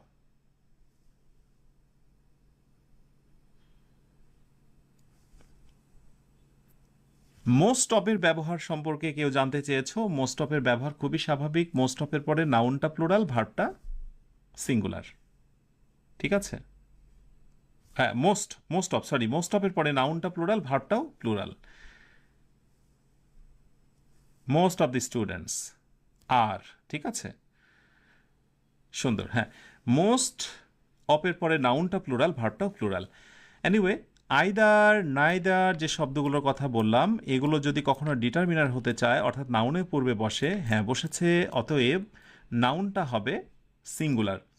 এখানেই আমি মারাত্মক ভুল করেছি। ওকে, সো পার্ট সি যখন ভুল, আর এটা তো মারাত্মক একটা ভুল। So either part is correct হওয়ার কথা ছিল, so it's wrong. So either of, neither of, এইগুলোর পরে নাউনটা হয়ে যায় প্লুরাল, ভার্বটা হয়ে যায় সিঙ্গুলার। এটাও আমার ভুল, এটাও হচ্ছে আমার ভুল। তাহলে সঠিকটা কি হবে? আমরা সঠিকটা একটু নিচে লিখে দিই। আইদার পার্ট ইজ হবে, আইদার পার্টস না, either part is. Either neither পরে ভার্ব সিঙ্গুলার হয়, ডট ডট। আর যদি কোথাও আমরা নাইদার ইউজ করি, সরি, আইদার অফ ইউজ করি, তাহলে এরপরে নাউনটা প্লুরাল কিন্তু ভার্বটা হবে সিঙ্গুলার। এই মানে ব্যাপারটা এমন হওয়ার কথা ছিল। ওকে, আশা করি বুঝেছ। শর্ট একটা সামারি আমি নোটস করতে বলবো, সেটা হচ্ছে যে যত তোমার ইনডিফিনিট প্রোনাউন আছে, এফআইএনআইটি ইনডিফিনিট প্রোনাউন আছে, ইনডিফিনিট প্রোনাউন আছে, এরপরে যখন অফ থাকে, এরপরে নাউনটা কিন্তু হয়ে যায় অবশ্যই প্লুরাল। এই কথাটা তোমরা মনে রাখবে। ইনডিফিনিট প্রোনাউন যত আছে, যেমন ধরো either of, neither of, one of, এরকম তো অনেক দেখলো তোমরা, তাই না? ওয়ান অফ, এরপরে আইদার অফ, এরপরে হচ্ছে নাইদার অফ, এই যে এখন অনেক দেখেছো সাম অফ, হ্যাঁ, সাম অফ, এরপরে এনি অফ, এরপরে ম্যানি অফ। যত শব্দ আছে এরপরে অবশ্যই নাউনটা হয়ে যায়, নাউনটা অবশ্যই হয়ে যাবে প্লুরাল। এই শব্দগুলো পরে নাউনটা হয়ে যায় প্লুরাল। ইনডিফিনিট প্রোনাউন যতগুলো আছে এরপরে অফ, এই হলো অফ। সো অফটাকে আমি একটু রেড করি যাতে করে তোমাদের প্রথমে নজরে পড়ে। নাউনটা হবে প্লুরাল, ইয়েস, নাউনটা হয়ে যায় প্লুরাল। এই যে যেটা দেখলে আইদার অফ দ্য পার্টস। ওকে, এখন এরপরে ভার কিছু কিছু ক্ষেত্রে হয় সিঙ্গুলার, বেশিরভাগ ক্ষেত্রে, কিছু কিছু ক্ষেত্রে হয় প্লুরাল। যেমন ধরো তোমার নান অফের কথা বলি এবং মোস্ট অফের কথা বলি, হ্যাঁ, নান অফ এবং মোস্ট অফ, এগুলোর আলাদা ব্যবহার আসবে যখন আমরা রাইট ফর্ম অফ ভার্ব বা সাবজেক্ট ভার্ব এগ্রিমেন্ট চ্যাপ্টারে যাব সেখানে। ওকে, আশা করি বুঝে নিয়েছো। এই হলো মূলত আমাদের ডিস্ট্রিবিউটিভ প্রোনাউনের তিনটা ব্যবহার। এবার সব শেষ যে প্রকারটা নিয়ে কথা বলবো সেটা হচ্ছে রিসিপ্রোকাল প্রোনাউন। রিসিপ্রোকাল প্রোনাউনের জন্মটা কেন হয়েছে? পারস্পরিক সম্পর্ক বোঝানোর জন্য। তারা একে অপরে অথবা একজন আরেকজনকে এই ধরনের কথা প্রকাশের জন্য রিসিপ্রোকাল প্রোনাউন ব্যবহার হয়েছে। পারস্পরিক সম্পর্ক, রিসিপ্রোকাল প্রোনাউনের সংখ্যা হচ্ছে 2টা এবং এদের প্রথমত একটা মনোবাসনা, একটা কষ্ট হচ্ছে, নোটটা করে নেবে। মোটামুটি অন্যান্য প্রোনাউনগুলো, আমি যদি পার্সোনাল প্রোনাউন বলি, ইন্টারোগেটিভ বলি, রিলেটিভ, মানে সবগুলোই প্রায় দেখা যায় বাক্যের একটা সাবজেক্ট অবস্থানে বসতে পারে, কিন্তু এরা এই রিসিপ্রোকাল প্রোনাউন কিন্তু সর্বদাই দেখা যাচ্ছে বাক্যের অবজেক্ট হয়ে যায়। কি হয়ে যায়? সর্বদাই এরা অবজেক্ট অবস্থাতে থাকে, মানে বাক্যের সাবজেক্ট অবস্থানে এরা যেতেই পারে না। সো আমি ফার্স্টে একটা নোট লিখতে বলবো, ইচ আদার এবং হলো ওয়ান অ্যানাদার। এরা সর্বদাই বাক্যের শেষের দিকে বসে। ওকে, আচ্ছা, এরপর each other is equal to হচ্ছে দুই জনার মধ্যে সম্পর্ক। এই কথাটা একটু মনে রেখো তোমরা। দুই জনার মধ্যে যদি পারস্পরিক সম্পর্ক হয়, অর্থাৎ আমি বলবো যে এ অ্যান্ড বি, এ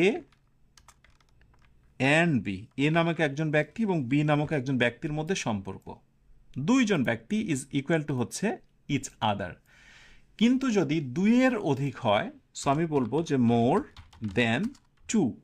অর্থাৎ যদি কখনো তুমি দুইয়ের অধিক জনের মধ্যে সম্পর্কের কথা বলো, সেইখানে আমরা এ পাবো, বি পাবো এবং এর সঙ্গে সি নামে আরেকজন ব্যক্তি পাবো। তো এরকম যখন দুইয়ের অধিক হবে সেখানে আমরা ইচ আদার বা ওয়ান অ্যানাদার ইউজ করব। তো দে রেসপেক্ট ইচ আদার, তারা একে অপরকে শ্রদ্ধা করে। এখানে দে মানে কয়জন বলতে পারবে?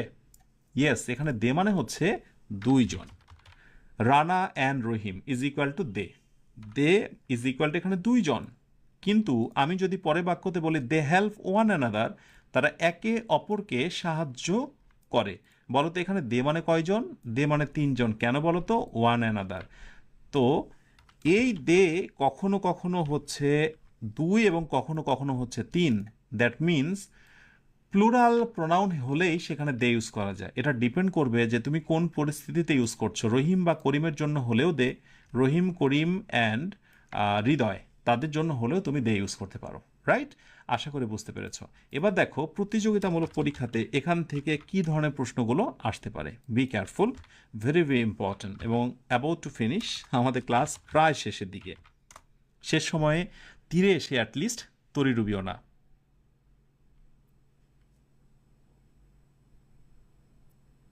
ওকে, সো যেটি আমি বলতে চাই, ধরো এরকম একটি বাক্য দেয়া হলো, উই লাভ ডট ডট। অপশানে বলা হচ্ছে each other, option B one another, A N O, one another. We love each other or one another.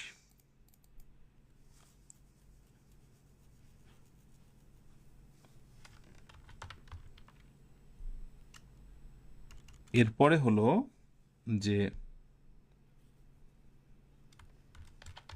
Each other is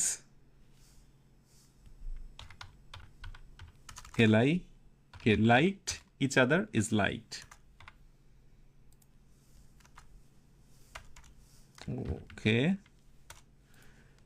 প্রশ্ন হচ্ছে each other is liked। প্রশ্ন হলো চুজ দ্য কারেক্ট আনসার। সঠিক আনসারটি খুঁজে বের করো। ইচ আদার ইজ লাইকড, আরেকটি হচ্ছে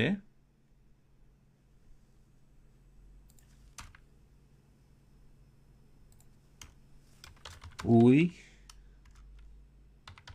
like each other. Option A, option B. Okay, so দুইটা প্রশ্ন তোমাদের জন্য। যখন এই ধরনের প্রশ্নগুলো দেওয়া হবে খুব মনোযোগের সঙ্গে ট্রাই করবে এবং কেন আনসারটা হচ্ছে না তুমি সেটি বোঝার চেষ্টা করবে। সো উই লাভ, উই দ্বারা আসলে কতজন বোঝায়? আমি, আমরা, তুমি, তোমরা, অনেকগুলোকে একসাথে আমরা উই বলি। দুইজন যতক্ষণ না ক্লিয়ার বুঝতে পারবে ততক্ষণ তুমি ইচ আদার ইউজ করবে না, তুমি অলওয়েজ ইউজ করবে ওয়ান অ্যানাদার, দুইয়ের অধিক। এবং মজার কথা হচ্ছে যে এখন মডার্ন গ্রামারগুলোতে সাধারণত ইচ আদার ইউজ করাই হয় না, সর্বদাই ওয়ান অ্যানাদার ইউজ করা হয়। We love one another. হ্যাঁ, দ্যাট মিনস হচ্ছে এইটা দুই বা তিন, এটা সর্বক্ষেত্রে ইউজ করা যায়। তো যাই হোক, উই নিয়ে অনেকে দ্বন্দ্ব হতে পারে যে দুইজন নাকি তিনজন। তো বেসিক্যালি উই দ্বারা এখানে দুইয়ের অধিককেই বুঝবো আমরা, যতক্ষণ না দুইজন স্পষ্টত থাকবে। হ্যাঁ, যেমন সে এবং আমি, উই আর হ্যাপি। হ্যাঁ, সে এবং আমি, তখন উই হচ্ছে দুইজন। কিন্তু যখন নর্মালি উই প্রোনাউন হিসেবে ইউজ করা হবে তখন হয়ে যাবে ওয়ান অ্যানাদার, অর্থাৎ আমরা, দুইয়ের অধিক জন, লাভ। হ্যাঁ, উই লাভ ওয়ান অ্যানাদার, আমরা একে অপরকে ভালোবাসি। এবার আসো চুজ দ্য কারেক্ট সেন্টেন্স, কোন বাক্যটি সঠিক? Each other is like. মনে রেখো, বাক্যের সাবজেক্ট কখনোই ইচ আদার হতে পারে না, ওয়ান অ্যানাদার হতে পারে না, যেটি আমি বলেছি। এর অবস্থান হবে সর্বদাই সবার শেষে। অতএব উই লাইক ইচ আদার, আমরা একে অপরকে পছন্দ করি। এখানে আমি ওইটাকে সিঙ্গুলার অর্থে ইউজ করেছি, সরি, দুই অর্থে ইউজ করেছি। আমি এটা বলেই দিচ্ছি, নাহলে আবার দ্বন্দ্ব হতে পারে যে স্যার আপনি এখানে উই দিলেন তো এখানে ওয়ান অ্যানাদার, আর এখানে উই দিলেন এখানে কেন ইচ আদার। ওই যে বললাম, এটা যদি ডিপেন্ড করে কোন টেক্সটের উপরে, কোন ঘটনার উপরে দেওয়া হচ্ছে তার উপরে। So we like each other অবস্থান হবে সর্বদাই শেষে। ওকে, আলহামদুলিল্লাহ, তোমরা পেরেছো আমার সাথে থাকতে। খেলা আছে, ছুটি দেন, খেলা দেখতে যাব, এই কথাগুলো কেন বলো? তোমরা অনেক ম্যাচিউরড হয়েছো। যা হোক, আমি চিপে চিপে একেবারে শেষ বিন্দুটাও নেবার চেষ্টা করছি তোমরা ঠিক কারা ডেডিকেটেড। আলহামদুলিল্লাহ, তোমরা পেরেছো। তোমাদের প্রত্যেকের জন্য দোয়া এবং শুভকামনা রইল। দ্রুত ঝটপট করে লিখে আজকের আয়োজন থেকে বিদায় নাও। M11 = ডান। আলহামদুলিল্লাহ, আল্লাহ যদি বাঁচিয়ে রাখেন আগামী ক্লাসে তোমাদের সাথে আবারও কথা হবে। বাট আমি জানি না খেলা দেখবে কিনা, কি করবে আমি জানি না, বাট এনিহাউ কালকে ক্লাস শুরুর পূর্বে এই ক্লাসটা অবশ্যই রিভিশন করতে হবে। তোমরা সবাই অনেক ভালো থেকো, যে ভালো শেষ নেই সুখে থেকো, যে সুখের সীমানা নেই এই অনন্ত শান্তির চিরন্তন প্রত্যাশায়। সবাইকে শুভরাত্রি। আসসালামু আলাইকুম ওয়া রাহমাতুল্লাহ।